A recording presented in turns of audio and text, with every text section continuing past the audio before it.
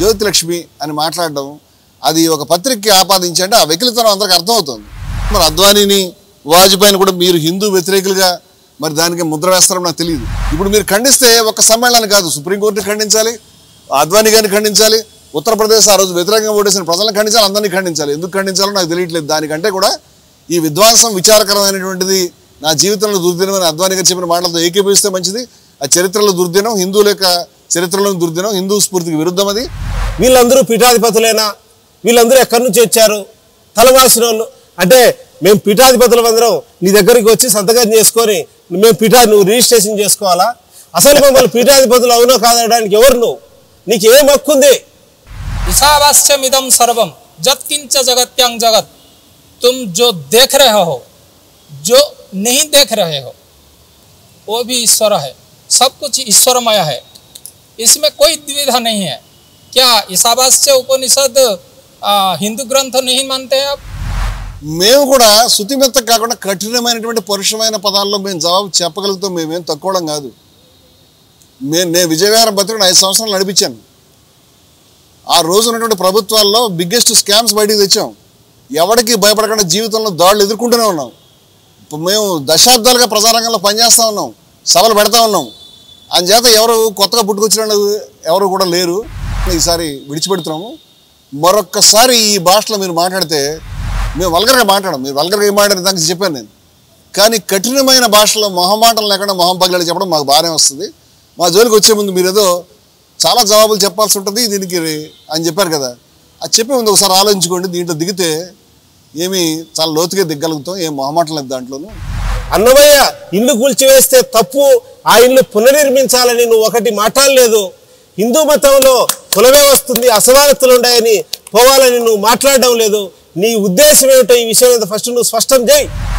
जो साधु संत वहाँ आए थे, उनका मर्यादा क्या है, उनका गौरव क्या है, उनका गंभीरता क्या है, उसके बारे में आप कहाँ से आए हैं, उनका अराहत क्या है, आप कहाँ रहकर कहाँ स्टूडियो में बैठकर जान जाएंगे क्या?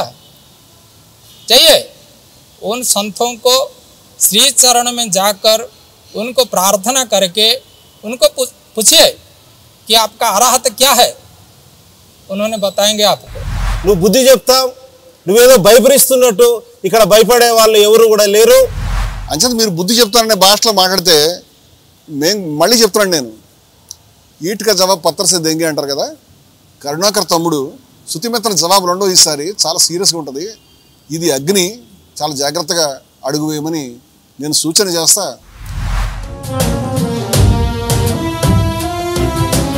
హిందూ ధర్మం అతి సనాతనం, నిరుపమానమిది నిత్య నూతనం. హిందూ ధర్మం అతి సనాతనం, నిరుపమానమిది నిత్య నూతనం. సమతా బహుళత్వాలతో సుప్రతిష్ఠితం, సమతా బహుళత్వాలతో సుప్రతిష్ఠితం. ఇది సర్వం ఈశ్వరమయమని చాటిన తత్వం, ఇది సర్వం ఈశ్వరమయమని చాటిన తత్వం. హిందూ ధర్మం అతి సనాతనం, నిరుపమానమిది నిత్య నూతనం.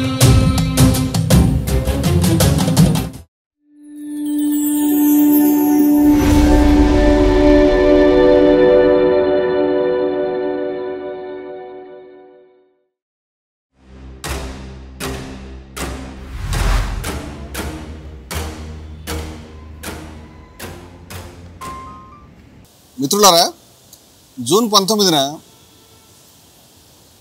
అన్నమయ్య కళాక్షేత్రం మరియు Hindus for plurality and equality ఈ 2 సంస్థల సంయుక్త ఆధ్వర్యంలో ఒక బ్రహ్మాండమైనటువంటి హిందూ సమ్మేళనం అనేది ఒక చారిత్రాత్మకమైనటువంటి ఘటన హైదరాబాద్లో మనకి భాస్కర్ ఆడిటోరియంలో జరిగింది.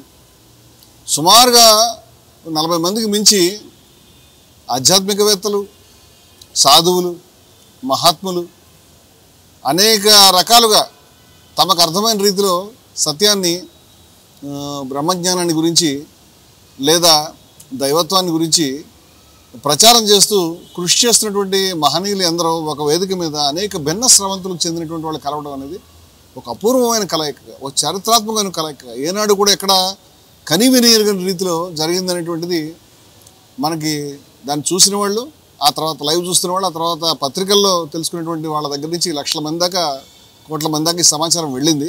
ఈ కార్యక్రమం జరిగిన తర్వాత బహుశా 2 రోజులు 3 రోజులకో కరుణాకర్ సుబ్బున అనేటువంటి ఒక పెద్ద మనిషి, నేను సోదరుడు అంటాను ఎందుకంటే బహుశా నాకంటే చిన్నవాడు అనుకుంటున్నాను, ఆ సోదరుడు ఒక వీడియో తన ఛానల్లో అప్లోడ్ చేయడం అనేది జరిగింది. ఈ వీడియో అనేది నేనైతే చాలా ఆలస్యంగా తెలుసుకున్నాను, ఎందుకంటే పనుల ఒత్తిడి వల్ల నేను చూడలేదు. దాన్ని మన దృష్టికి మన మిత్రులు చాలామంది ఈ విధంగా వ్యాఖ్యానం ఈ పెద్ద మనిషి వారు చేశారని నేను చెప్తే, దానిపైన మన 2 సంస్థల తరఫున, అన్నమయ్య కళాక్షేత్రం తరఫున, Hindus for plurality and equality తరఫున జవాబు ఇవ్వాలి అనేటువంటి అభిప్రాయంతో మేము ఇవాళ ఇక్కడ కూర్చుని మాట్లాడడానికి సిద్ధమయ్యాము. ఈ మాట చెప్పే ముందు ఈ 1-2 మాటలు అన్నమయ్య కళాక్షేత్ర పీఠాధిపతి వీరు, ఇక్కడ నాకు ఎడమవైపున కూర్చున్నటువంటి విజయశంకర స్వామి గారు లబ్ధ ప్రతిష్ఠులు, ఇవాళ 2 తెలుగు రాష్ట్రాల్లో కూడా గొప్ప సంచలనం రేపుతున్నటువంటి పేరు వారిది. ఆయన ఆధ్యాత్మిక సర్కిల్స్లో కానివ్వండి, సామాన్య జనబాహుళ్యంలో కానివ్వండి, మేధావుల్లో కానివ్వండి, గత దశాబ్ద కాలంగా ఆయన కృషి ఎక్కడ దాకా వెళ్ళిందంటే, అన్నమయ్య గృహ సాధన సమితి అనేటువంటిది తిరుమల కొండపైన కూల్చివేసినటువంటి అన్నమయ్య ఇంటిని, ఆయన యొక్క స్మృతి చిహ్నాలని మళ్ళీ పునరుద్ధరించాలనేటువంటి పట్టుదలతో మన స్వామీజీ నేతృత్వంలో, ఆయన అధ్యక్షతన అన్నమయ్య గృహ సాధన సమితి అనేటువంటిది, మన జయభారత్ ఉద్యమం కూడా దీంట్లో చాలా ఇష్టపూర్వకంగా మనస్ఫూర్తిగా దీంట్లో పాలు పంచుకోవడం జరిగింది. అనేక మంది మిత్రులు కూడా పాల్గొన్నారు. ఈ అన్నమయ్య గృహ సాధన సమితి యొక్క ఉద్యమం 11,50,000 మందికి మించినటువంటి భక్తుల యొక్క విజ్ఞాపనలను సేకరించడం గొప్ప, అది ఏర్పడటం, అనేక సందర్భాల్లో వారు చేసినటువంటి నిరాహార దీక్షలు, అన్నమయ్య స్మృతి చిహ్నం అనేది, అన్నమయ్య ఇల్లు అనేది కేవలం భక్తుల సమస్య కాదు, ఇది మొత్తం తెలుగు ప్రజలందరికీ సమానత్వాన్ని కోరుకునేటువంటి, ఎందుకంటే అందరికీ శ్రీహరి అంతరాత్మ కందువకు హీనాధికములు ఎందు లేవు అని చెప్పినటువంటి గానం చేసిన మహాత్ముడు, మహనీయుడు అయినటువంటి సమత ఆధ్యాత్మిక మూర్తి అయినటువంటి అన్నమయ్య ఇంటిని, ఆయన యొక్క స్మృతి చిహ్నాలని పరిరక్షించాలనే ఉద్దేశంతో విజయశంకర స్వామి వారి యొక్క మహనీయమైనటువంటి సంకల్పం అది. ఆ సంకల్ప శక్తి అది వాస్తవంగా అది కదిలించింది, ఇవాళ కోట్ల మంది హృదయాలు తాకింది.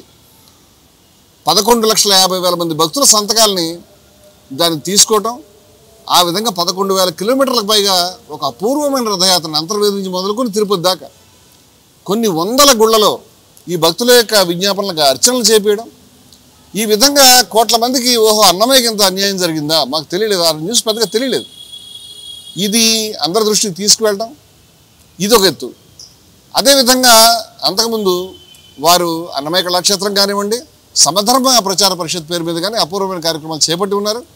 అదే కాకుండా Jayabharat association for integrity, harmony and oneness, Jai Ho అనేటువంటి సంస్థకి ఇవాళ 12కు పైగా రాష్ట్రాల్లో కార్యకలాపాలు నిర్వహిస్తున్న సంస్థకి జాతీయ అధ్యక్షులుగా వారు గొప్పగా హిందూ ధర్మం ఏదైతే చెప్తా ఉన్నదో, సామరస్యము, ఏకత్వ భావన అనేటువంటి, శాంతి అనేటువంటి గొప్ప సందేశాన్ని ఆయన జీవితమే ఒక సందేశంగా దాన్ని తీసుకెళ్తున్నటువంటి ఒక గొప్ప మహనీయుడైన వ్యక్తి ఆయన. అలాగే నా కుడిపక్కన కూర్చున్నటువంటి వారు Hindus for plurality and equality సంస్థకి ఈరోజు అధ్యక్షులు. 40 సంవత్సరాలకు పైగా కఠోరమైనటువంటి సన్యాస నియమాలని, దీక్షని పాటిస్తూ అలేఖ్ మహిమ అనేటువంటి ఒక గొప్ప సంప్రదాయానికి వారసులుగా ఈరోజు సాధు త్రినాథ్ దాస్ గారు ఈ హెచ్పి అనేటువంటి Hindus for plurality and equality సంస్థకు అధ్యక్షులుగా ఉన్నారు. ఆ సంస్థకి నేను ప్రధాన కార్యదర్శిగా ఉన్నాను. నేను జయభారత్ ప్రధాన కార్యదర్శిగా ఉన్నాను. ఒక కామెంట్ లేకపోతే ఒక వ్యాఖ్యానం వచ్చిందో, ఏం స్వామి, దాని గురించి మనం, ఇది చాలామంది మన వీక్షకులకు తెలియదు ఏం జరిగింది అనేది, ఎందుకంటే ఆ ఛానల్ చూసే వాళ్ళకి తెలుస్తుంది.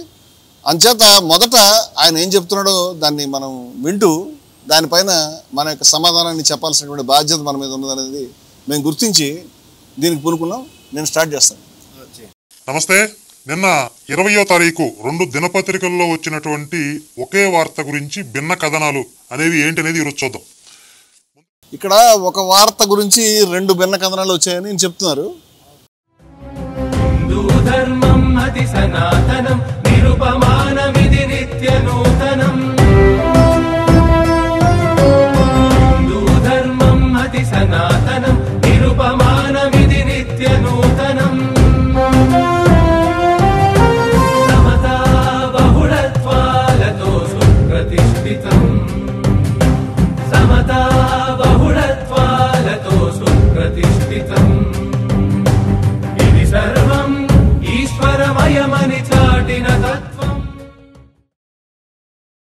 నాకు ఆశ్చర్యం ఏంటంటే ఒక వార్త గురించి ఏ పత్రిక అయినా సరే తన విలేకరి వెళ్ళడం, అక్కడ విషయ సేకరణ జరపడం, దాన్ని ప్రచురించడం చేస్తారు.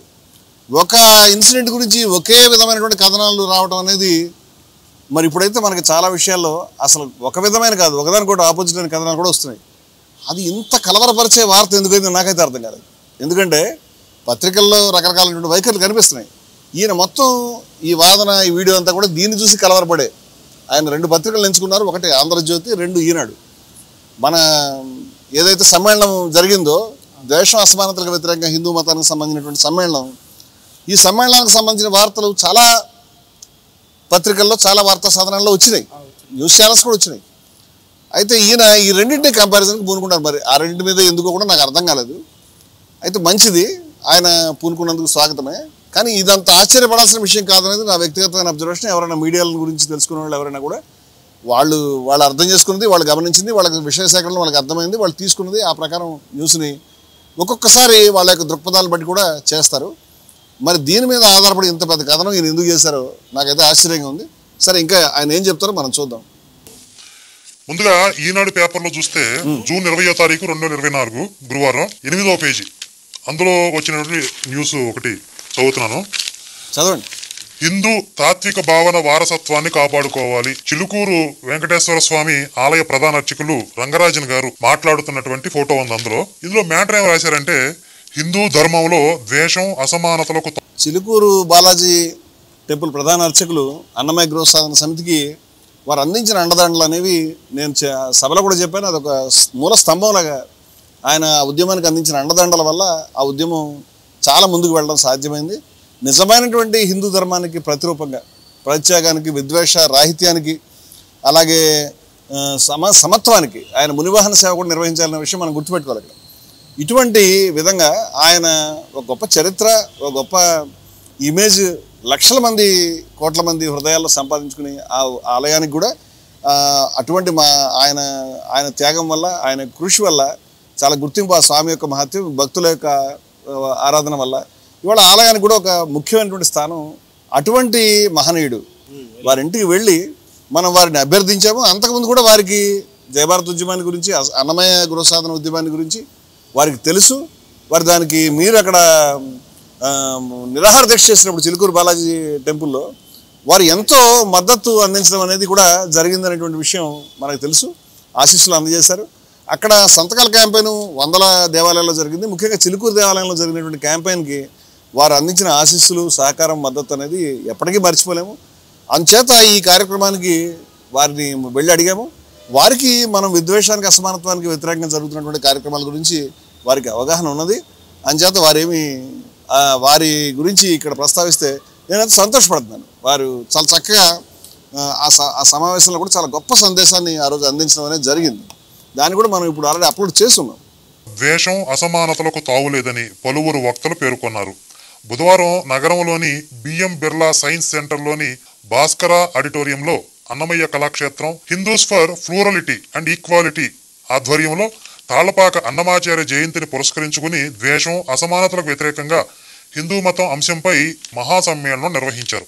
ఈ సందర్భంగా విజయశంకర స్వామి సమర్పణలో జై భారత్ పబ్లికేషన్స్ ప్రచురించిన అందరికీ శ్రీహరే అంతరాత్మ పుస్తకాన్ని చిలుకూరు బాలాజీ క్షేత్ర ప్రధానార్చకులు రంగరాజన్ ఆవిష్కరించి మాట్లాడుతూ, తిరుమలలో అన్నమయ్య వైభవం పునరుద్ధరించే ప్రయత్నం జరగాలన్నారు. అమెరికా వంటి దేశాల్లో తమ పూర్వీకులు ప్రయాణం చేసిన ఎద్దుల బండ్లను చెదలు పట్టకుండా కాపాడుకుంటున్నారని, మరి కొన్ని లక్షల మందిని చైతన్యవంతులను చేసిన అన్నమయ్య నివాసం అన్న ఇల్లును ఎందుకు కాపాడుకోకూడదని ప్రశ్నించారు. హెచ్పి జాతీయ అధ్యక్షుడు ఇది వాస్తవంగా వారు మాట్లాడిన ప్రసంగంలో భాగం అంతా కూడా చాలా ఉత్తేజకరమైన భాగాలు. అవన్నీ కూడా అన్నమయ్య గృహ సాధన ఉద్యమానికి ఆయన అపూర్వమైన మద్దతు అందించారు. మేము అన్నమయ్య పరంపరలో భాగం, అన్నమయ్య మాకు ప్రాణం. మేము ఈ ఉద్యమానికి కంప్లీట్గా మద్దతు అందజేస్తున్నాము, మేము ఉద్యమంతో పాటు ఉన్నామని వారి వేదిక మీద ప్రకటించడం గొప్ప ఉత్తేజాన్ని నింపింది. అదంతా కూడా వార్తలు కూడా చాలా బాగుంది. దీంట్లో మనకి సంతోషపడాల్సిన విషయం. హెచ్పి జాతీయ అధ్యక్షుడు సాధు త్రినాథ్ దాస్ మాట్లాడుతూ, ఏకాత్వ భావన, శాంతియుత సహజీవనం హిందూ మతానికి జీవనాడులు అన్నారు. విజయశంకర స్వామి మాట్లాడుతూ, కొందరు చేస్తున్న కుట్రల వల్ల హిందూ మతానికి ప్రమాదం పొంచి ఉందన్నారు. ఈ సందర్భంగా తిరుమలలో కూల్చిన అన్నమయ్య గృహాన్ని ప్రతిష్ఠించాలన్న తీర్మానాన్ని సమ్మేళనం ఆమోదించింది. విజయ విహారం రమణమూర్తి పోతులూరి వీరబ్రహ్మేంద్ర స్వామి 8వ తరం వారసుడు వీరం భట్లయ్య స్వామి దొన్న విశ్వదాసు బిర్లా మందిర్ ప్రధాన అర్చకులు లక్ష్మీ నరసింహాచార్యులు పాల్గొన్నారు. ఇది ఈనాడులో వచ్చిన వార్తా కథనం. ఇక చాలా సంతోషం. ఈ వార్తని చాలా వివరంగా చదివినందుకు మొట్టమొదట నేను సోదరుడు కరుణాకర్ సుగ్గునకి అభినందనలు చెప్తున్నాను. చాలా మంచి పని చేశారు మీరు. ఎందుకంటే చాలామంది కూడా మీరు రీచ్ కావడానికి, ఈ వార్త రీచ్ కావడంలో మీరు కూడా సహకారం అందించారు. దానికి ధన్యవాదాలు చెప్తాను. వార్తా కథనం. ఇక జ్యోతిలక్ష్మి, అదే ఆంధ్రజ్యోతి పేపర్లో వచ్చినటువంటి ఇది ఈ మాట ఆంధ్రజ్యోతి పత్రికని ఆయన జ్యోతిలక్ష్మి అని అంటున్నారు. అది ఎందుకు అంటున్నారో నాకు తెలియదు. సోదర కరుణాకర్ సుగ్గున, మీరు కొన్ని విషయాలు అర్థం చేసుకోవాలి. జ్యోతిలక్ష్మి అనేటువంటి ఆవిడ సినిమా యాక్టరు. ఒకప్పుడు చాలా గొప్ప శృంగార తారగా, లేకపోతే వ్యాంప్ క్యారెక్టర్స్ వేసినటువంటి ఆ నృత్యాలు చేసిన వ్యక్తిగా ఆమెకి చాలా మంచి పేరు ఉంది. అది ఒక పాత్ర. సినిమాలో పండాలంటే ఒక దుష్ట పాత్ర ఉండాలి, ఒక హీరో పాత్ర ఉండాలి, ఒక హీరోయిన్ పాత్ర ఉండాలి, ఒక హాస్యగాడి పాత్ర ఉండాలి, రకరకాల పాత్రలు ఉంటాయి. దీంట్లో భాగంగా ఆమె ఒక పాత్ర ఆమె నిర్వర్తించింది. ఇప్పుడు చాలా వెకిలిగా, చాలా హేళనగా ఒక పత్రికని జ్యోతిలక్ష్మి అని అనడం ద్వారా ఆ పేరే చాలా హేళన పూరితమైనది. ఆ పేరే చాలా వెకిలిగా, ఏమంత అవసరం ఏముంది మీకు? ఏం కొంపలు మునిగిపోయినాయి? ఇప్పుడు దైవ పాత్రలు వేసినటువంటి వాళ్ళు, మంచి పాత్రలు వేసిన వాళ్ళు, హీరో పాత్రలు వేసిన వాళ్ళు అంతా చాలా గొప్ప, లేకపోతే విలన్ పాత్రలు వేసిన వాళ్ళు చాలా, అవి కేవలం పాత్రలను మీరు అర్థం చేసుకోవాలి. మీరు వాళ్ళ నటనా కౌశలాన్ని, ఆ పాత్రను రక్తిగట్టించారు లేదు మీరు చూడాలి, దానికి మెచ్చుకోవాలి, లేకపోతే మానేయాలి. అంతేగాని హేళన చేసి శృంగార పాత్రలు చేస్తే వాళ్ళు చాలా వెకిలిగే వ్యక్తులు, లేకపోతే చీప్ పర్సన్స్ అన్నట్టుగా, లేకపోతే మీకు అవైలబుల్ పర్సన్స్ అన్నట్టుగా, చాలా వెకిలిగా పబ్లిక్ అవైలబుల్ పర్సన్స్ అన్నట్టుగా. దేవుడి పాత్రలు వేస్తే దేవుడు కాదు, రాక్షసుల పాత్రలు వేస్తే రాక్షసులు కాదు. వాళ్ళ క్యారెక్టర్స్ని వాళ్ళ ఆచరణను బట్టి నిర్ణయించండి, లేదా దాని గురించి వ్యాఖ్యానించండి. అది అది సాధ్యమైతే ఆ పని చేయండి. కానీ ఒక గౌరవమైనటువంటి ఒక తార పేరుని చాలా వెకిలిగా జ్యోతిలక్ష్మి అని మాట్లాడడం, అది ఒక పత్రికకి ఆపాదించండి. ఆ వెకిలితనం అందరికి అర్థమవుతుంది.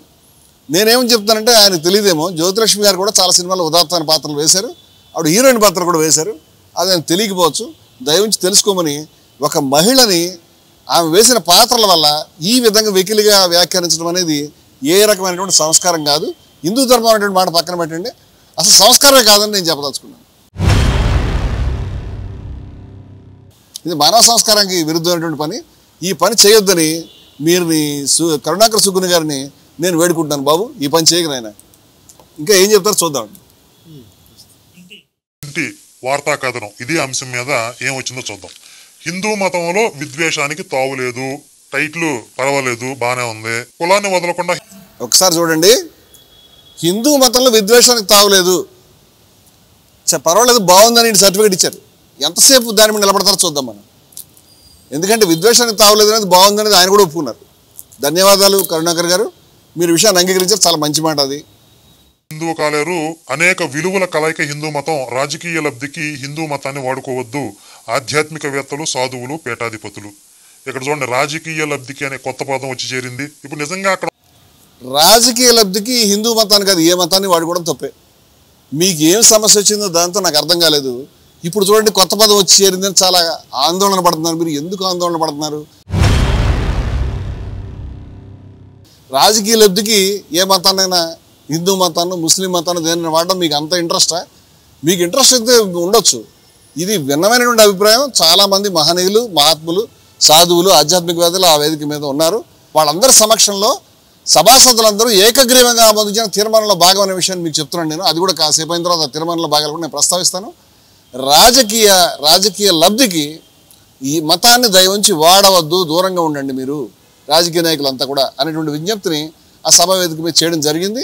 దాంట్లో ఈయనకి మరి ఏమి అంత కొత్త పదం వచ్చి చేరిందన్నది ఇంకా ఏం చెప్తారో మనం చూద్దాం.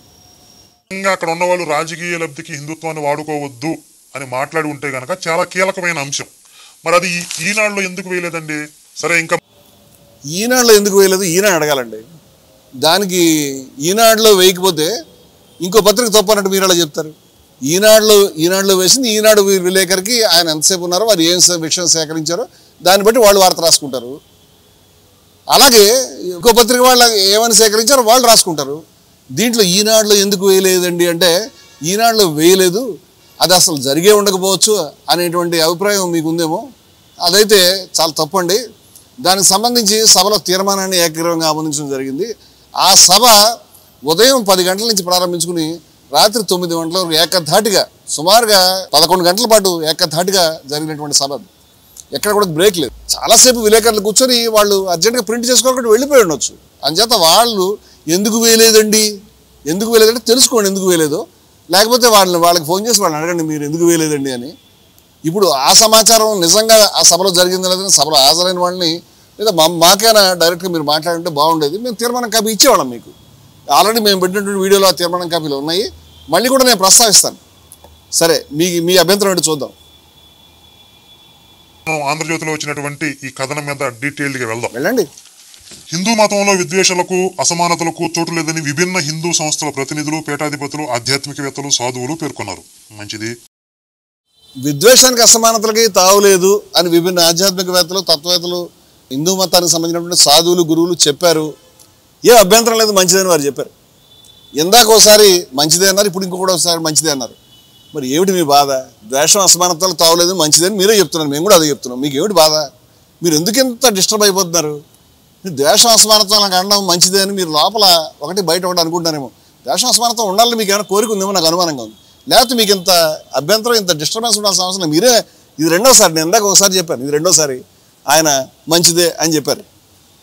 ఓకే, జీవన విధానం కాదని అది విభిన్న జీవన విధానాల సహజీవన వ్యవస్థ అని తెలిపారు. మరీ మంచిది. ఆహా, విభిన్న జీవన విధానాల సహజీవన వ్యవస్థ అంటే బహుళత్వానికి సంబంధించిన మాట ఇది, ప్లూరలిటీ. అది సభలో ఆమోదించిన తీర్మానంలో భాగం. ఆయన అంగీకరిస్తున్నారు. ఆయన మరీ మంచిదని అన్నారు. మరి ఏమిటి మహానుభావ మీ సమస్య? మసీదులు కూల్చేవారు, పరమతాన్ని ద్వేషించేవారు, ఇతర మతాల సంస్కృతి సంప్రదాయాలను దూషించేవారు నిజమైన హిందువులు కారంటూ ఈ పదాలు ఈనాడులో రాలేదేంటండి ఇప్పుడు? ఆహా, అంటే జ్యోతిలో వచ్చిన పదాలు యథాతథంగా ఈనాడులో కూడా రావాలా? ఈనాడులో వచ్చిన పదాలు మరొక సాక్షిలో కూడా రావాలా? మరి ఏదైనా ఒక న్యూస్ యథాతథంగా ఒక పత్రికలో వచ్చినట్టు పదం తేడా లేకుండా ఇంకో పత్రికలో వస్తుందా? ఎక్కడ జరిగిందా ఇది? ఏమిటి కామెడీ? ఈయన బాధ.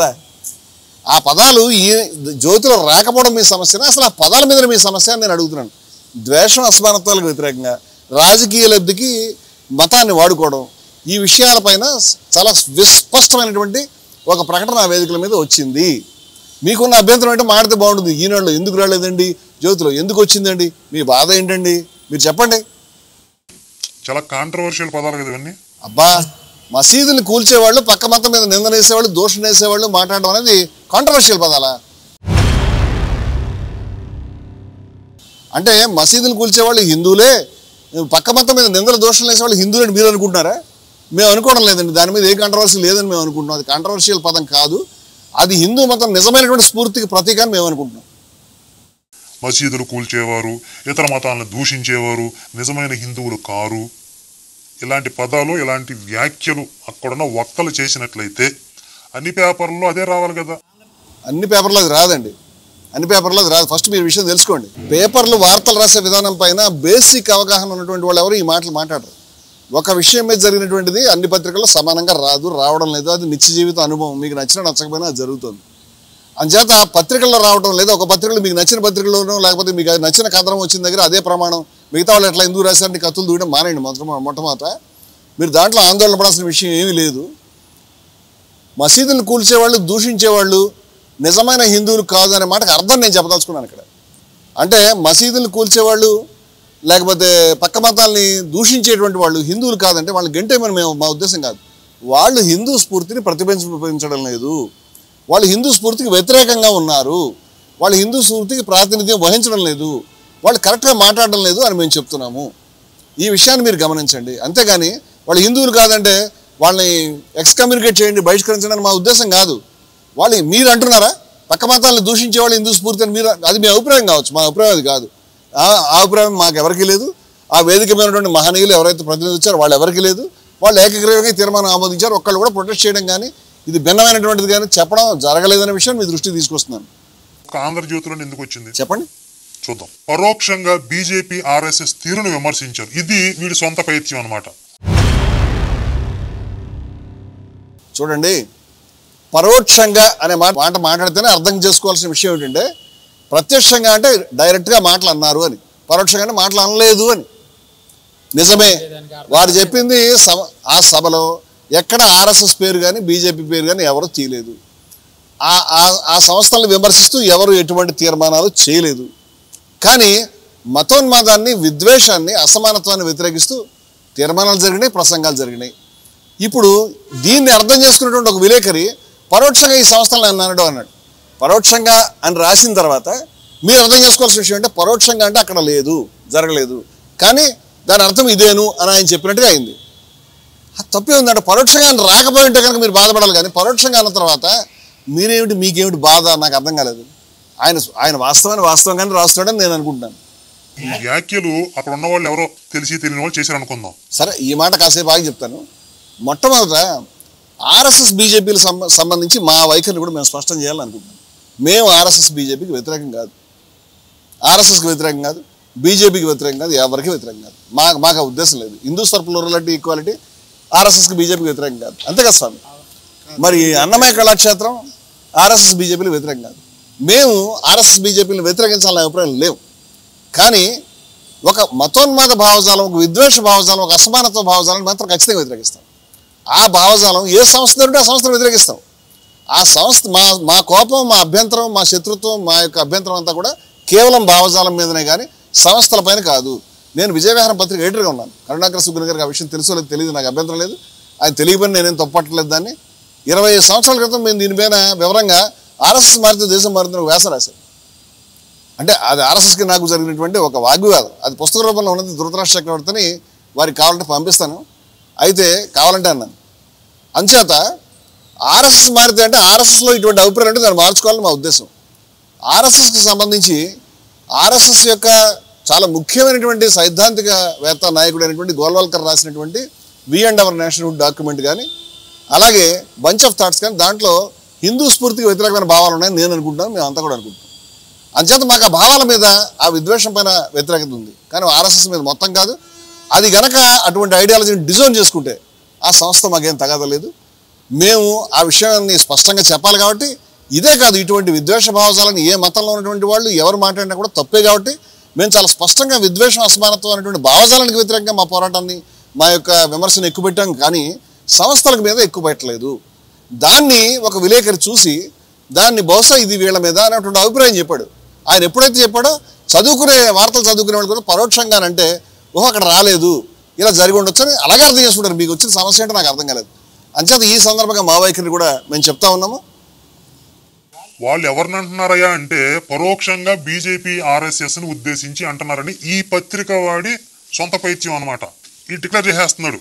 పరోక్షంగా అని వాళ్ళు చెప్పిన తర్వాత మీరు సొంత పైత్యమైన వ్యాఖ్యానం ఎందుకు చేస్తారో నాకు తెలియదు. అది వాళ్ళు చెప్పారు, దాన్ని దాచుకోలేదు. లేని విషయం చెప్తే మీరు చెప్పచ్చు. అది మీకు ఎందుకంత ఉలుకుపాటు కలుగుతుందో నాకైతే అర్థం కావట్లేదు ఈ విషయం మీద. వాళ్ళు వీళ్ళని అన్నారు అని చెప్పి, జై శ్రీరామ్ పవిత్ర నామ స్మరణను ఇతర మతస్థులను కొట్టి చంపడానికి ఉపయోగించడానికి తామంతా వ్యతిరేకిస్తున్నట్లు ప్రకటించారు. అసలు ఎక్కడ ఉపయోగించారు? జై శ్రీరామ్ అని కొట్టి చంపేస్తున్నారా? ఎక్కడ జరిగింది ఇలాగా? మొదట కరుణాకర్ సుగ్గుని గారు, మీరు విషయాన్ని సమగ్రంగా కరెక్ట్గా అర్థం చేసుకోవడం కొంచెం అవసరం అని నేను అనుకుంటున్నాను. జై శ్రీరామ్ అనే వాళ్ళంతా వీళ్ళు కొట్టి చంపుతానని మేము చెప్పలేదు, ఆ సదస్సులో ఎవరూ చెప్పలేదు. జై శ్రీరామ్ నినాదం పట్ల అభ్యంతరం ఎవరూ వ్యక్తం చేయలేదు. జై శ్రీరామ్ అంటే దేవుడికి జై అని, దాని పట్ల మాకు ఏ రకమైన అభ్యంతరం లేదు. ఎందుకంటే మేము ఆ విషయం స్పష్టంగా చెప్పాం. అదే కాదు, ఇంకో మాట కూడా చెప్పాం, అల్లాహ్ అక్బర్ అంటే కూడా దేవుడు చాలా గొప్పవాడు, సర్వోన్నతుడు అని. ఆ నినాదం పట్ల కూడా మాకు అభ్యంతరం లేదు. కానీ ఇటువంటి గొప్ప ఆధ్యాత్మిక నినాదాలని, గొప్ప దైవీయమైనటువంటి నినాదాలని విద్వేషం రేపేందుకు ఎవరైనా కొట్టడానికి మీరు వాడకండి అన్నాం. వాడుతున్న ఉదాహరణలు ఉన్నాయనేది మనకు నిత్య జీవితంలో తెలుసు. ఎవరైనా మతోన్మాదులు దాడి చేస్తుంటే ముస్లిం మతోన్మాదులు అల్లాహ్ అక్బర్ అని వాడుతున్నారు. అలాగే హిందూ మతోన్మాదులు జై శ్రీరామ్ అని వాడడం కనిపిస్తుంది. మీకు కనిపించట్లేదు, నాకు మీ సమస్య. నేను ఉదాహరణ చెప్పండి చాలా చెప్తాను. ఇదే ఇంటర్నెట్లో మీరు వెళ్ళి తబ్రేజ్ అన్సారీ అనేటువంటి ఒక ముస్లింని 2019లో స్తంభానికి వేసి కట్టేసి, చాలా దయనీయమైన సంఘటన, వీడియో కూడా దొరుకుతుంది, మీరు కావాలంటే చూడొచ్చు.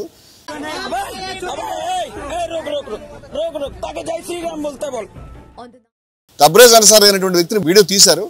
అతన్ని ఈ విధంగా స్తంభానికి వేసి కట్టేసి దుండగులు కొడుతూ అతని చేత తీవ్రంగా కొట్టి అతన్ని జై శ్రీరామ్ లేకపోతే జై హనుమాన్ అని అనమని తీవ్రంగా అతన్ని రక్తాల పాలయ్యే విధంగా కొట్టి చివరికి అతను చనిపోయాడు. అతను అంటూ ఉన్నాడు పాపం, అతను అనలేని పరిస్థితి కూడా అంటూ ఉన్నాడు, కానీ చివరికి చనిపోయాడు. ఈ వీడియో మీకు కనిపిస్తుంది, ఇలాంటివి చాలా కనిపిస్తాయి. ఇవన్నీ ఇక్కడ చెప్తే చాలా పెద్ద ఉదాహరణలు అవుతాయి, మళ్ళీ మీకు ఏదో బాధ అనిపిస్తుంది. మేము జనరల్గా చెప్పాము, మీకు ఉదాహరణలు కాబట్టి చాలా దొరుకుతాయి. ముస్కాన్ ఖాన్ అనేటువంటి ఒక అమ్మాయిని కర్ణాటకలో 2023లో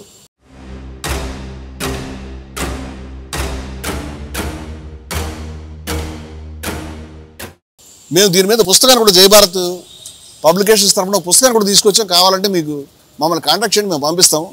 ఈ పుస్తకంలో మేము చాలా స్పష్టంగా రాసాం. ఎందుకంటే ఈ అమ్మాయి బుర్కా వేసుకుని కాలేజీకి వెళ్తుంది, ఆమె వెంటబడినటువంటి వాళ్ళు, ఇది బాగా ఫేమస్ వీడియోస్ చెప్తున్నాను నేను, మీకు నిశ్చితంగా చాలా కనిపిస్తాయి. జై శ్రీరామ్ అని ఆమె వెంటబడ్డారు. ఆమె దానికి అల్లాహ్ అక్బర్ అని బదులు ఇచ్చింది. ఆమె ప్రతిఘటిస్తుంది కాబట్టి దాన్ని నేను తప్పట్లేదు. కానీ జై శ్రీరామ్ అని ఒక అమ్మాయి వెనకాల పడి ఆమెను హేళన చేయడానికో, ఆమెను ఇబ్బంది పెట్టడానికో, ఆమెను ర్యాగింగ్ చేయడానికో, లేకపోతే ఆమెను బాధపెట్టడానికో, లేకపోతే ఆమె వేసుకున్న బురకాని విమర్శించడానికో జై శ్రీరామ్ అనే పదాన్ని ఒక స్త్రీ మీద వ్యతిరేకంగా వాడడం చాలా దుర్మార్గం, చాలా అన్యాయం మా అభిప్రాయం. ఆ విషయాన్ని మేము గతంలో రాసి ఉన్నాము. ఈ సమాధానాన్ని నేను జయభారత్ ఉద్యమం తరఫున చెప్తున్నాను. జయభారత్ పబ్లికేషన్స్ తరఫున ప్రచురించిన పుస్తకం ఇది, చాలా గొప్ప డాక్యుమెంటు. కరుణాకర్ సుగురు గారికి కావాలంటే పంపిస్తాను నేను. ముస్కాన్ ఖాన్ అనేటువంటి అమ్మాయిని, అదొకటే కాదు, మొత్తం బురకా మీద జరిగిన చర్చ ఇది. దీంట్లో మేము తీసుకున్న స్టాండ్ ఏమిటంటే జయభారత్ తరఫున, ఒకటి, ఒక అమ్మాయి వెనకాల జై శ్రీరామ్ అని వెంటబడి ఆ అమ్మాయిని బాధపెట్టడం అనేది ఖచ్చితంగా తప్పు.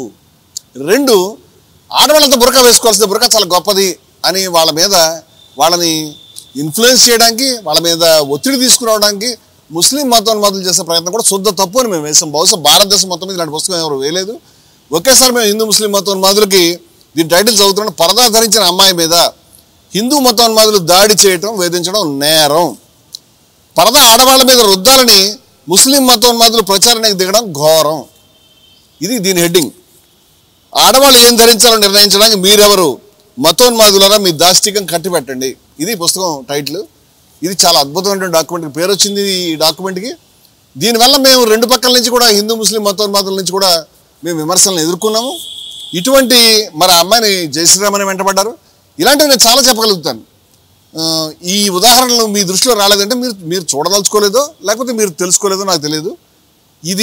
ఈ చర్చ దీని మీదకే పరిమితం తీసుకొచ్చి ఆ జై శ్రీరామ్ నినాదం మీద మాట్లాడాలని నేను అనుకోవడం లేదు. నేను ఒకటే విషయం చెప్తున్నాను, మాది సూత్రబద్ధమైన వైఖరి. ఏమంటే జై శ్రీరామ్ నినాదంలో ఏం అభ్యంతరం లేదు, చాలా గొప్ప నినాదం, అందరూ పొంగిపోవాల్సిన నినాదం అది. ఆ నినాదాన్ని, లేదా అల్లాహ్ అక్బర్ కానీ, ఏదైనా మతపరమైన నినాదాన్ని, సత్శ్రీ అకాల్ని కానీ మీరు దాడులకు వాడేటప్పుడు, అవతల వాళ్ళని చంపేటప్పుడు, కొట్టేటప్పుడు, విద్వేషానికి వెళ్ళేటప్పుడు, వేధించేటప్పుడు, తగలబెట్టేటప్పుడు ఇటువంటి నినాదాలను వాడడం చాలా అన్యాయం, దుర్మార్గం అని మేము చెప్తున్నాం. దాంట్లో మీకు ఏమి సమస్య వచ్చిందో మరి మీకు ఎక్కడ చేశారు అంటే మేమేం ప్రచారం చేయట్లేదు. ఇవన్నీ కూడా మీరు మామూలు కొడితే కనిపిస్తాయి. మీకు కొట్టట్లేదంటే కనుక మీకు ఎప్పటికి కూడా మీకు అర్థం కావట్లేదు, అలాంటి ఎక్కడ మాకు కనిపించట్లేదంటే చాలా డీటెయిల్గా తమ్ముడు కరుణాకర్ చాలా డీటెయిల్గా చాలా ఇన్సిడెంట్స్ చూపించి మళ్ళీ వీడియో చేస్తాం. మీరు కనుక ఆ మాట కనుక కమిట్ అయితే ఎందుకు ఇప్పుడు అని చెప్పి, ఎందుకంటే విస్తార భీతికి దీన్ని ఆపుతున్నాను ఇక్కడ నేను. ఉపయోగించారు జై శ్రీరామ్ అని కొట్టి చంపేస్తున్నారా? ఎక్కడ జరిగింది? ఇలాగా జరగకుండానే దాన్ని వ్యతిరేకిస్తున్నామని చెప్పి అక్కడున్న వక్తలు మాట్లాడారా? బహుళత్వం, కరుణ, పరిత్యాగం, సమానత్వం, వివేచన, ధిక్కారం, హేతుత్వం, ఏకాత్మ భావన తదితర మహోన్నత ఆలోచనలు, విలువల సమాహారమే హిందూ మతం ముక్త కంఠంతో నిర్వహించారు. సమతా ఆధ్యాత్మిక మూర్తి అన్నమయ్య జయంతి సందర్భంగా Annamayya Kalakshetram, Hindus for plurality and equality సంయుక్తంగా హైదరాబాద్ లోని బిర్లా సైన్స్ సెంటర్ లో దేశం అసమానత్వానికి వ్యతిరేకంగా హిందూ మతం నినాదంతో సమ్మేళనం నిర్వహించారు. ఇందులో భాగంగా అన్నమయ్య పద కవితా వైభవం వ్యాస సంకలనం, అందరికీ శ్రీహరి అంతరాత్మ పుస్తకాన్ని ఆవిష్కరించారు. ఈ కార్యక్రమంలో చెలుకూరు దేవాలయ ప్రధాన అర్చకుడు రంగరాజన్, పోతులూరు వీర బ్రహ్మేంద్ర స్వామి. ఏమైనా కానీ ఇంత వివరంగా ఈయన చెప్పినందుకు కూడా నాకు భలే సంతోషంగా ఉందండి. చాలా చక్కగా విశేషాలని చదివినిపిస్తున్నాడు ఈయన. ఎందుకు కానీ చదివిన తర్వాత ఆయన మనసు కదిలి ఉండాలి. ఎందుకు ఆయన కదలట్లేదు? ఆయన దృష్టి అంతా వేరే డిస్టర్బెన్స్ మీద ఉంది. అది ఏమిటో చూద్దాం మనం. స్వామి 8వ తరం మునిమనవుడు వీరం భట్లయ్య, అజలతత్వ యోగి దొన్న యద్దాసు, పీఠాధిపతి దొన్న విశ్వాదాసు, అలేక మహిమాధర్మ అవధూత వల్లభానంద మహారాజ్. ఇటువంటి మహనీయులంతా ఎందుకు అక్కడికి వచ్చారనే ఆలోచన ఆయన చేసి ఉండాల్సింది. అటువంటి అభ్యంతరకరమైన నినాదాలు ఉండకపోవచ్చేమో, తెలుసుకుందామని ఆయన ప్రయత్నం చేస్తుంటే బాగుండేదేమో అనుకుంటున్నాను నేను కంగారు పడి వీడియో పెట్టే ముందు. దత్తానంద స్వామి, బాలకృష్ణమయానంద, మల్లిసాల స్వామీజీ, యోగి సిద్ధరామయ్య, అచల యోగిని, మాత నిత్యలాంబ, ఆర్య సమాజ్ ప్రతినిధులు, అరవింద శాస్త్రి, వసుధ శర్మ, ఆధ్యాత్మిక ప్రవచనకారుడు దరూరి నరసింహాచార్యుడు, దేవేంద్ర విజయేంద్ర, సాధువులు, యోగి ప్రభాకర్, గురూజీ తదితరులంతా మాట్లాడారు. విశాలు భావాలు కలిగిన హిందూ మతాన్ని ఒక చట్టంలో ఇరికించి దాని స్ఫూర్తిని వక్రీకరించేందుకు కొందరు ప్రయత్నిస్తున్నారని అవధూత వల్లభానంద మహారాజ్ ఆందోళన వ్యక్తం చేశారు. కులాన్ని వదిలేయకుండా హిందూ మతాన్ని ప్రేమించడం అసాధ్యమని సాధు త్రినాథదాస్ అభిప్రాయపడ్డారు. గోరక్షణ పేరుతో హింసాత్మక చర్యలు పాల్పడటాన్ని ఆయన తీవ్రంగా నిరసించారు. ద్వేషం మతాల్లో లేదు, వాటిని స్థాపించిన మనసుల్లో ఉంది అని యోగి సిద్ధరామయ్య అన్నారు. విద్వేషం, అసహనం, అసమానత్వం, సంకుచిత తత్వం లాంటి అవలక్షణాలేవి భారతీయ తాత్వికతలో లేవని, శాంతియుత సహజ. ఇంత బాగా చదువుతున్నాడు కదా ఈయన, దీని సారాంశం ఏంటో కొంచెం అర్థం చేసుకుంటే కరుణాకర్ మీకే అర్థమవుతుంది. మేము వీడియో పెట్టాల్సిన పని లేదు. అంటే మీరు చదువుతారు కానీ దాని లోపలికి వెళ్ళరని నాకు అర్థమవుతుంది. వాళ్ళు ఒక్కొక్కళ్ళు వల్లభానంద మహారాజు గారు, అవధూత వల్లభానంద మహారాజు పేరు చెప్పారు. వారు దశాబ్దాల తరబడి కఠోరమైన సన్యాస నియమాల్లో ఉండి ఇప్పుడు వారు కేవలం వస్త్రాలు కూడా ధరించట్లేదు, కేవలం నారా పీలికల్ని మాత్రమే ధరించేటువంటి ఒక కఠోరమైనటువంటి దీక్షలో ఉన్నారు. విన్నాకే భయం అవుతుంది ఆయన పాటించే నియమాలు మనం తెలుసుకుంటే. వారు చాలా పుస్తకాలు కూడా రాశారు. మీరు అవన్నీ చెప్పే ముందు వీళ్ళు ఎవరు, వీళ్ళు ఏం చెప్తున్నారు తెలుసుకుంటే కొంత బాగుండేదేమో నేను అనుకుంటున్నాను. సహజీవనమే హిందూ ఆచరణ అని చిలుకూరు ఆలయ ప్రధాన అర్చకుడు రంగరాజన్ చెప్పారు. మతం పేరుతో మనుషులను విడదీయడాన్ని ఏ ధర్మమో అంగీకరించదని యోగి ప్రభాకర్ గురూజీ ఉద్ఘాటించారు. మతం పూర్తిగా వ్యక్తిగతమని, దాని రాజకీయ లబ్ధి కోసం వాడుకోవడం సరికాదని అన్నమయ్య కళాక్షేత్రం పీఠాధిపతి విజయశంకర స్వామి అన్నారు. ఇప్పటికిప్పుడు హిందూ మతానికి ముప్పు వాటిల్లిందన్న ప్రచారంలో వాస్తవం లేదని, అలాంటి దుష్ప్రచారాలను తిప్పికొట్టాలని పిలుపునిచ్చారు. పరమత ద్వేషంతో హిందూ మతాన్ని ఏకోన్ముఖత వైపు తీసుకెళ్లేందుకు సాగుతున్న కుట్రలను ఎదుర్కొనేందుకు ఈ సమ్మేళనం ద్వారా సమగ్ర కార్యాచరణతో ముందుకెళ్లనున్నట్లు సభాధ్యక్షత వహించిన విజయ విహారం రమణమూర్తి ప్రకటించారు. తిరుమలలో కూల్చేసిన అన్నమయ్య గృహాన్ని టీటీడీ యథాతథంగా నిర్మించాలి, హిందూ మతం రాజకీయ లబ్ధి కోసం వాడకూడదు, మతం పేరుతో దేశాన్ని రెచ్చగొట్టకూడదు తదితర అంశాలపై ఏకగ్రీవంగా తీర్మానం చేశారు. ఇప్పుడు మళ్ళీ ఈయన అడుగుతాడంటే ఇదంతా ఈనాడులో ఎందుకు రాలేదంటాడు. మేమేం బాధ్యుడు ఆయన. సరే కానీ ఏమడుగుతారు చూద్దాం. ఇదండి ఆంధ్రజ్యోతిలో వచ్చినటువంటి కథనానికి ఈనాడులో వచ్చిన కథనానికి ఎంత భారీ వ్యత్యాసం ఉంది అనేది చూశారు. అంటే ఈనాడు ఆంధ్రజ్యోతి 2 సంస్థలతో మీరు కొట్లాడి మీ ఇద్దరు ఒకటే కథనం రాయాలి. లేకపోతే నాకు గొడవ, నాకు ఒప్పుకొని నేనని మీరు గొడవ పెట్టుకుంటే బాగుంటుందేమో. ఎందుకంటే ఈ వీడియో చేయటం, మేమెవరం కూడా ఈనాడులో ఆంధ్రజ్యోతిలో ఏం రాయాలో మాకు ఆ శక్తి లేదు, విశాల ప్రజానికానికి శక్తి లేదు. మీకేంటి బాధ? వాళ్ళు 2 కథనాలు వేరువేరుగా రాస్తే మీరు వెళ్ళి వాళ్ళిద్దరు మేనేజ్మెంట్స్తో కూర్చొని మీరు ఎందుకంటే వేరువేరుగా రాశారని చెప్పి కనుక్కోండి. అసలు పోనీ ఇందులో మాట్లాడిన అంశాలు అక్కడ ఉన్నటువంటి వాళ్ళు మాట్లాడే అనుకుందాం. ఇప్పుడు మనం 2 అనుకుందామండి అంటే మాట్లాడలేదు అనేటువంటిది ధ్వని. మాట్లాడలేదు అనుకుందామంటే ఫర్ ఆర్గ్యుమెంట్ సేక్ అని ఆయన చెప్తున్నది, వాదన కోసం అనుకుందామని. అనుకోవాల్సిన అవసరం లేదు మహానుభావ, శుభ్రంగా అన్నారు సోదరా. కావాలంటే తీర్మానం కూడా మళ్ళీ కాసేపట్లో చెప్తాను, నీకు వరి కావద్దు. ఇప్పుడు మనం 2 రకాలుగా కౌంటర్ ఇవ్వాలి.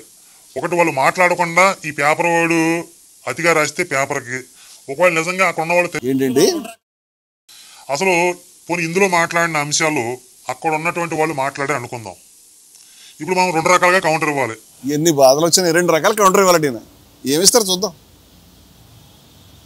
ఒకటి, వాళ్ళు మాట్లాడకుండా ఈ పేపర్ వాడు అతిగా రాస్తే పేపర్కి, ఒకవేళ నిజంగా అక్కడ ఉన్న వాళ్ళు తెలిసి తెలియక మాట్లాడితే వాళ్ళకి. మసీదులు కూల్చేవారు, పరమతాన్ని ద్వేషించి. ఇక్కడ ఈయన మాట్లాడిన మాట చూడండి. ఒకవేళ వాళ్ళు మాట్లాడుంటే వాళ్ళు మాట్లాడారని అనుకుందాము, వాళ్ళు మాట్లాడకపోతే ఈ పత్రిక ఇలా చేస్తే వాళ్ళకి కౌంటర్ ఇవ్వాలట. వాళ్ళు మాట్లాడుంటే తెలిసి తెలియక, మహానుభావ ఇందాక తమరు చాలా పేర్లు చదివారు, తెలిసి తెలియక అనేటువంటి మాటని సోదర అంత అనాల్సిన అవసరం లేదు. మీకు చెప్తున్నాము మా సంస్థల తరఫున బాగా తెలిసి బాగా స్పష్టంగా అర్థం చేసుకుని మేము మాట్లాడుతాం. తెలిసి తెలియక కాదు, మిమ్మల్ని తెలిసి తెలియకనే వ్యాఖ్యానం మేమేం చేయదలుచుకోలేదు. తెలుసుకోవడానికి ప్రయత్నం చేయదలుచుకుంటే మీరు ఈ సంస్థలు ఎవరైతే ఉన్నారో ఈ మీటింగ్ కండక్ట్ చేస్తున్నారో వాళ్ళ దగ్గరికి అప్రోచ్ అయ్యి ఏంటంటే మీరు ఇలా ఎందుకు చేశారని అడుగుంటే కనుక మేము సంస్థలకు తీర్మానాలని వార్తలు ఇచ్చేవాళ్ళం. వాస్తవంగా ఆ సంస్థలు కండక్ట్ చేసినటువంటి ఈవెంట్ ఏదైతే ఉన్నదో యాజ్ ఇట్ ఈజ్గా మొత్తంగా ప్రసార సాధనంలో రావడం అనేది అంత ఈజీ కాదు, జరగదు కూడా, అందరికీ తెలిసిన విషయం అది. అందువల్ల ఆ రోజే ఆ మూమెంట్లోనే జయభారత్ మూమెంట్ ఛానల్లో దానికి సంబంధించి లైవ్ పెట్టాం. మీరు లైవ్ చూస్తుంటే కనుక తెలుసో తెలియకోనో లేకపోతే అనుకుందామనో ఈ మాటలు లేకుండా అది చెక్ చేసుకోవడానికి మీకు పబ్లిక్ డొమైన్లో ఒక సాధనం ఉన్నది. ఎందుకంటే మీరే దాంట్లో జయభారత్ అనేటువంటిది ఉన్నది అనేది పత్రికలు కూడా మీరు చెప్తున్నారు కాబట్టి జయభారత్ మూమెంట్ ఛానల్లో మీరు చెక్ చేసుకుంటే సరిపోయి ఉండేది. సరే అది తెలియకపోవచ్చు, అదేమి మీ దృష్టిలో ఉండకపోవచ్చు, దాన్ని నేను తప్పు పట్టడం లేదు. కానీ ఏం ప్రయత్నం చేశారు? ఏమి చేయకుండా మీరు 2 రకాలుగా కౌంటర్లు ఇద్దామని చాలా ఊహలు చేస్తున్నారు కదా. సరే ఏం కౌంటర్లు ఇస్తారో భవిష్యత్తులో ఆ పాయింట్ కూడా మాట్లాడదాము. తెలిసి తెలియకనే ఇందాక పేర్కొన్నటువంటి మహనీయుల గురించి ఈజీగా మీరు మాట్లాడే ప్రయత్నం అది సరైనది కాదు, సబబు కాదు. మీ ఆలోచన ధోరణి కొంచెం సరి చేసుకోండి పదాలను వాడే ముందు. తెలిసి తెలియకంటే మరి అందరికీ పాఠాలు నేర్పుదామని కరుణాకర్ సుగ్గున గారు క్లాసులు పెడదాం మహనీయులకి అందరికీ అనుకుంటారేమో. మరి నాకు తెలియదు ఆ విషయం. తెలిసి తెలియకనేటువంటి మాట చాలా అన్యాయమైనటువంటి మాట, చాలా అసంబద్ధమైన మాట. ఇంకా కరెక్ట్గా చెప్పాలంటే కొంచెం అతిశయంతో కూడిన మాట. తమరు అట్లాంటి మాటల్ని ఎవరి గురించి మాట్లాడతారో చూసి మాట్లాడితే బాగుంటుందని మా ఉద్దేశం. పరమతాన్ని ద్వేషించేవారు, ఇతర మతాల సంస్కృతి సంప్రదాయాలను దూషించేవారు నిజమైన హిందువులు గారంటూ పరోక్షంగా బీజేపీ ఆర్ఎస్ఎస్ తీరును విమర్శించారంట. మసీదులు మళ్ళీ ఈయన మొదటి పాయింట్కి వచ్చాడు. ఇప్పుడు ఇతర మతాలను నిందించేవాళ్ళు, మసీదులను కొలగొట్టేవాళ్ళు నిజమైన హిందువులు కాదని ఇందాక చెప్పాను. నిజమైన హిందువులు కాదంటే హిందూ మతం నుంచి వాళ్ళు బహిష్కరించమని, వాళ్ళు హిందువులు కాదని ప్రకటించమని మేము చెప్పడంలే. మా ఉద్దేశం ఏమిటంటే వాళ్ళు హిందూ స్ఫూర్తిని ప్రాతినిధ్యం వహించడం లేదు. స్వామి వివేకానందుడు చికాగోలో చెప్పాడు, చాలా గొప్ప మహనీయుల్ని ప్రతి మతం పుట్టించింది అని. ఆ మహనీయులు మహోన్నతమైనటువంటి భావాలు చెప్పినటువంటి వాళ్ళు ఆయా మతాలకి, ఆయా సంప్రదాయాలకి ప్రాతినిధ్యం వహిస్తారు. కానీ దాంట్లో పుట్టినటువంటి దుర్మార్గులు, దాంట్లో ఒక చెడు ధోరణి కలిగిన వాళ్ళు కాదు. ఈ మాట గాంధీజీ కూడా ఒక సందర్భంలో రాశారు. అంచేత మేమే కొత్త విషయం చెప్పడంలే. మేము అన్నది ఏంటంటే వాళ్ళు హిందువులు కారంటే వాళ్ళ హిందూ సంప్రదాయానికి, వాళ్ళ హిందూ స్ఫూర్తికి ప్రాతినిధ్యం వహించడం లేదు వాళ్ళ చర్య అని మేము చెప్తున్నాం. మరి మీకేం అభ్యంతరం ఉందో నాకు అర్థం కాలేదు. విందాం ఏం అభ్యంతరం. ఏ మసీదుని కూల్చారు? ఇక్కడ భారతదేశంలో దేవాలయాలు కూల్చబడ్డాయా, మసీదులు కూల్చబడ్డాయా? దేవాలయాలను కూల్చి దేవాలయాల మీద కదా మసీదులు నిర్మించింది. ఆ విధంగా మహానుభావ, దేవాలయాలనే కాదు మసీదుల్ని కూల్చడం, మసీదులనే కాదు దేవాలయాలు కూల్చడం మాకైతే తేడా లేదు. మేము ప్రతిదాన్ని ఖండించాం. అదే సభావేదిక మీద మేము మసీదుల్ని కూల్చినటువంటి చర్యలు చరిత్రలో గతంలో ఏం జరిగినాయో అవి చాలా ఘోరమైన తప్పులు అనేటువంటి మాట కూడా వచ్చింది అనే విషయాన్ని మీ దృష్టికి తీసుకొస్తున్నాను. దానికి సంబంధించి వీడియోలు రిలీజ్ అయి ఉన్నాయి, మీరు చెక్ చేసుకోవచ్చు. మాకు ఆ వివక్ష తేడా లేదు. మేము మసీదుని కూల్చినా, గురుద్వారాన్ని కూల్చినా, ఆలయాన్ని కూల్చినా, ఏ దాన్ని కూల్చినా మేము దాన్ని తప్పని అనుకుంటాము. మరి మీరు మసీదుని తెగబట్టుకున్నారు. సరే, మీ బాధ ఏంటో. మసీదులను ఎవరెక్కడ కూల్చారు? ఆ మసీదులన్నీ కూడా ఆలయాలను కూల్చి కట్టలేదండి. కొన్ని మసీదులు ఆలయాలను కూల్చి కట్టిన మాట వాస్తవం చరిత్రలో. కొన్ని ఆలయాల్లో వేరే బౌద్ధానికి సంబంధించినటువంటి మార్పులు చేర్పులు జరిగాయి, అది కూడా ఒక విమర్శ ఉంది. ఇవన్నీ చరిత్రలో భాగాలు. వాటి గురించి మనం వాటిని తవ్వి వాటి గురించి చర్చ పెట్టుకోలేము. ఇవన్నీ జరిగినాయి, అవి గొప్ప పనులు కాదు అని మేము చెప్తున్నాము. మసీదుల్ని కూల్చి ఆలయాలు కట్టడం చాలా దుర్మార్గమైన, అన్యాయమైన చర్య చరిత్రలో జరిగిందని అక్కడ మేము చెప్తున్నాం, ఇక్కడ కూడా చెప్తాం. అలాగే మసీదుని కూలగొట్టడం కూడా తప్పే అని చెప్తున్నాం మేము. మీరేం చెప్తారు? ఆ విధంగా సమస్త హిందువులకి ఆరాధ్య దైవమైనటువంటి సాక్షాత్తుగా శ్రీరాముడు జన్మించిన అయోధ్యలోనే ఆయన ఆలయాన్ని కూల్చి మసీదు నిర్మిస్తే దానిని స్వాధీనం చేసుకుని, అది కూడా న్యాయ పోరాటం ద్వారా హిందువులకి న్యాయం జరిగింది అని భావిస్తున్నటువంటి సమయంలో దానిని వ్యతిరేకించే విధంగా ఎవరైనా మాట్లాడతాడా? ఎవరైనా హిందూవాది అనేవాళ్ళు? చాలా బాగుందండి. ఇప్పుడు ఈయన 3-4 విషయాలు చెప్పారు. ఏమిటంటే సమస్త హిందువులకి కూడా ఆరాధ్య దైవమైన శ్రీరామచంద్రుడు. ఇది ఓవరాల్గా కరెక్టే కానీ పూర్తిగా కరెక్ట్ అయితే కాదు. ఎందుకంటే శ్రీరాముడి యొక్క దైవత్వాన్ని అంగీకరించినటువంటి హిందూ శ్రేణులు ఉన్నాయని మీ దృష్టికి తీసుకొస్తున్నాను. మీకు తెలియదేమో విషయం, తెలుసుకోండి దైవంచి. మనకు ప్రముఖంగా ఆర్య సమాజ్ వాళ్ళే ఉన్నారు. దయానంద సరస్వతి గారు సత్యార్థ ప్రకాశం పుస్తకం చదవండి. నేను 25 ఏళ్ల క్రితము 2000 సంవత్సరంలో సత్యార్థ ప్రకాశంలో ఆయన రాముడి మీ కృష్ణుడి మీద చేసిన విమర్శలను వేశాను. దాని మీద నేను ఎన్నో దాడులను ఎదుర్కొన్నాను. మీకు తెలియదు ఇలాంటి విషయాలు. అలాగే అలేఖ మహిమ సాంప్రదాయంలో ఏమంటే మీ సంప్రదాయంలో ఎక్కడన్నా ఈ అవతార పురుషులను కీర్తించరు. మీరు హిందువులు కదా. దానికి 100,000 మంది సాధువులు ఉన్నారు. 100 సంవత్సరాల నుంచి నడుస్తున్నటువంటి వ్యవస్థ అది. ఇలాంటి అనేక వ్యవస్థలు మేము చెప్తాం, మీకు తెలియదు ఆ విషయం. సమస్త హిందువులు కాదు, అత్యధిక హిందువులు అంటే కరెక్ట్గా ఉంటుంది. మిగతా హిందువులు కూడా గౌరవిస్తారు, ఆయన ఏం నిందించరు, ఆయన ఏం దూషించరు. కానీ దైవం లేడనేటువంటి వాడు కూడా హిందువే, అది కూడా మేము చెప్పాం ఆ వేదిక మీద. మీకు తెలియదేమో, ఆ విషయం మీద కూడా మేము చర్చ కూర్చోగలుగుతాం. అంచేత ఆలయాన్ని కూల్చి మసీదు కట్టారు. ఈ విషయం చారిత్రకంగా ఆ స్థాయిలో నిరూపితం కాలేదు. ఇది మీరు సుప్రీంకోర్టు జడ్జిమెంట్, మీకు తెలియదేమో ఆ విషయం మీద. న్యాయస్థానంలో పోరాటం చేసి గెలుచుకున్నారు అని చెప్పారు. సోదర కరుణాకర్, ఇదంతా కూడా సుప్రీంకోర్టు తీర్పుకు సంబంధించింది. ఆ రోజు 2019లో తీర్పు వెలువడిన వెంటనే ఈ జడ్జిమెంట్ అంతా కూడా మా జయభారత్లో మంచి చర్చ జరిగింది ఆ రోజు. అందుకని మొత్తం జడ్జిమెంటు మేము స్టడీ చేయడం అనేది ఆ రోజు జరిగింది. అయితే న్యాయస్థానం ద్వారా గెలుచుకున్నాను అన్న తర్వాత ఈ జడ్జిమెంటు మీరు తెలుసుకున్నారా, చదివారా లేదా అనేది నాకు తెలియదు. అంటే ఇక్కడ జరుగుతున్నటువంటి కామెంట్స్ ఏమిటో కూడా మీరు తెలుసుకుంటే బాగుంటుందని నేను చెప్దామనేటువంటి ఉద్దేశంతో ఈ జడ్జిమెంట్ కూడా ఇక్కడ తీసుకురావడం అనేది జరిగింది. మన మిత్రులు చాలామంది, మన వీక్షకులు కూడా ఈ విషయం తెలియాలి అనే అభిప్రాయంతో దీంట్లో ముఖ్యంగా ఈ మసీదు కూల్చివేతానికి ఆగ్రహం కలకలం కలిగిన విషయం అదే కదా. మసీదు కూల్చివేత గురించి ఏమి రాశారనే విషయాన్ని మీ దృష్టికి నేను తీసుకొస్తానండి. భారీ జడ్జిమెంట్, కొన్ని వేల పేజీలు ఉన్నాయి దీంట్లో. చెప్పాలంటే ఈ జడ్జిమెంట్లో ఏది 1000కి పైగా పేజీలు ఉన్నాయి. ఈ జడ్జిమెంట్లో వారు చెప్పింది ఏమిటంటే ఆన్ 6th December 19 సుప్రీంకోర్టు న్యాయస్థానం యొక్క తీర్పును నేను చదువుతున్నానండి. ఈ దీంట్లో వచ్చిన వ్యాఖ్య మసీదు కూల్చడం అనే దాన్ని మనం తప్పు, అది హిందూ స్ఫూర్తికి విరుద్ధం అని మనం చెప్తే దానికి ఆయన చాలా ఆవేదన పడ్డారు. సుప్రీంకోర్టు ఏం చెప్పిందో వారు గమనించాలని నేను కోరుతున్నాను. కరుణాకర్ గారు దయవుంచి సుప్రీంకోర్టును కూడా మీ ఖండన మీరు పంపించండి. ఓ మీటింగ్ పెట్టి సుప్రీంకోర్టు ఇలా ఎందుకు చెప్పిందని మీరు కూడా చెప్పుంటే బాగుండేది. సుప్రీంకోర్టు ఇలా చెప్పింది. On 6th December 1992 the structure of the mosque was brought down and the mosque was destroyed. 1992 December 6న మసీదు నిర్మాణం కూల్చివేయబడింది, మసీదు నెలకూలింది. The destruction of the mosque took place in breach of the order of the status quo and an assurance given to this court. ఇది యథాతథ స్థితిని దానికి ఉల్లంఘనగా మేము ఇచ్చినటువంటి ఆజ్ఞ ఏదైతే ఉన్నదో యథాతథ స్థితి కొనసాగించాలి, దాన్ని ఉల్లంఘిస్తూ ఈ కూల్చివేత జరిగింది. అదేవిధంగా మాకు అంటే సుప్రీంకోర్టుకి చేసినటువంటి వాగ్దానాలు ఎవరు చేశారు, అది వారు చేశారు. ఆ రోజు ఈవెన్ ఆ పార్టీలు ఏవైతే ఉన్నారో వాళ్ళు చేశారు.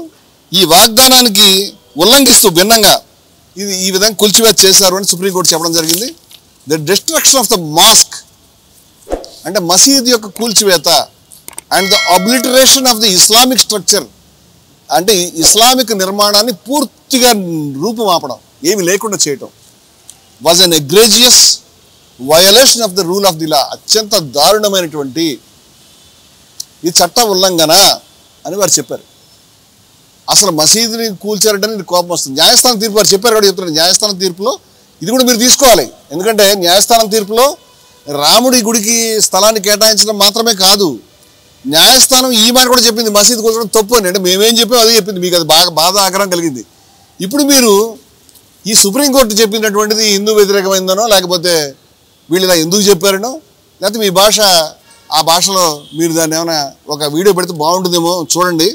ఎందుకంటే సుప్రీంకోర్టు సర్వోన్నత న్యాయస్థానం చాలా గొప్పగా చెప్పింది. ఇంకో విషయం చెప్తున్నాను నేను, రాముడి గుడికే కాదు మసీదు కూడా వాళ్ళు స్థలాన్ని కేటాయించాలనే విషయం చెప్తున్నాను. రాముడి గుడికి మసీదుకి స్థలాన్ని కేటాయించారు, మసీదు కూల్చివేత తప్పు, చట్ట విరుద్ధం, చట్ట వ్యతిరేకం అని చెప్పారు. అలాగే ఇంకొంచెం దూరం వెళ్తే ఇంకో మాట చెప్పారు. The damage to the mosque in 1934, its desecration in 1949 leading to the ouster of the Muslims and the eventual destruction on 6th December 1992. 3 సంఘటనలు చెప్పారు. 1934లో మసీదుకు చేసినటువంటి హాని లేదా దానికి జరిగినటువంటి నష్టం. డిసెక్రేషన్ ఆఫ్ ది 19 డిసెక్రేషన్ అంటే అక్కడ ఉన్నటువంటి పవిత్రతని దానికి అపచారం జరగడం 1949లో. Leading to the ouster of the Muslims, దానివల్ల ముస్లిమ్స్ బయటికి వెళ్ళిపోవాల్సిన రావడం. And the eventual destruction on 6th December 92 on 6th of December 92 అంటే 1992 డిసెంబర్ 6వ తారీఖు జరిగినటువంటి వీటన్నిటి ఫలితంగా జరిగినటువంటి విధ్వంసం constituted serious violation of the rule of the లా. ఇది చట్టాన్ని తీవ్రంగా ఉల్లంఘించడం అనేటువంటి విషయాన్ని కూడా వారు స్పష్టంగా చెప్పారు. అంచేత సోదర కరుణాకర్, సుప్రీంకోర్టు తీర్పులో కూడా మరి పాపం మీకు ఏమి బాధ ఉందో మరి ఆ రోజు కూడా మరి అన్ని పత్రికలు సమానంగా వేసేయలేదు, మీరు చూసారో లేదో, మీరు ఆ విషయాన్ని గమనిస్తున్నారో లేదో నాకు తెలియదు. దాన్ని చట్టానికి తీవ్రమైనటువంటి ఉల్లంఘన, ఇది అత్యంత ఖండనార్హమైనటువంటి చర్య అనేటువంటిది మా మహాసభలో మా సమ్మేళనంలో ఏం చెప్పారో సర్వోన్నత న్యాయస్థానం అదే చెప్పింది. సరే, సర్వోన్నత న్యాయస్థానం పాపం మీరు మీ భాషలో చెప్పాలంటే హిందూ వ్యతిరేకులను వాళ్ళని నిందిస్తారేమో. అసలు రామ జన్మభూమి ఉద్యమాన్ని ప్రారంభించినటువంటి లేదా ప్రధానమైన పాత్ర పోషించినటువంటి, ప్రధానమైన పాత్ర పోషించినటువంటి రాముడి పేరు మీద 1000 కిలోమీటర్లు 100 కిలోమీటర్లు 1000 కిలోమీటర్లు రథయాత్ర చేసి దీన్ని అందరిలోకి తీసుకెళ్ళినటువంటి ఆద్వానీ గారు, వారు తెలుసా మీకు? ఇది ఆయన రాసిన పుస్తకం మై కంట్రీ మై లైఫ్, నా దేశం నా జీవితం. ఇది చాలా ప్రసిద్ధమైనది. ఈ పుస్తకం మొట్టమొదటిసారిగా 2008లో ప్రచురించడం అనేది జరిగింది. ఇది నాకు తెలుగులో కూడా అనువాదం అయింది అనుకుంటాను. నేను ఆ రోజు కొనుక్కున్న ఇంగ్లీష్ కాపీయే. అయితే ఒక విషయం చెప్తాను, ఈ ఉద్యమానికి నాయకుడైనటువంటి అద్వానీ గారు, అది చాలా దుర్దినం నా జీవితంలో, చాలా విచారపడాల్సిన దినము మసీదు కూల్చిన రోజు అని వారు చెప్పడం జరిగింది.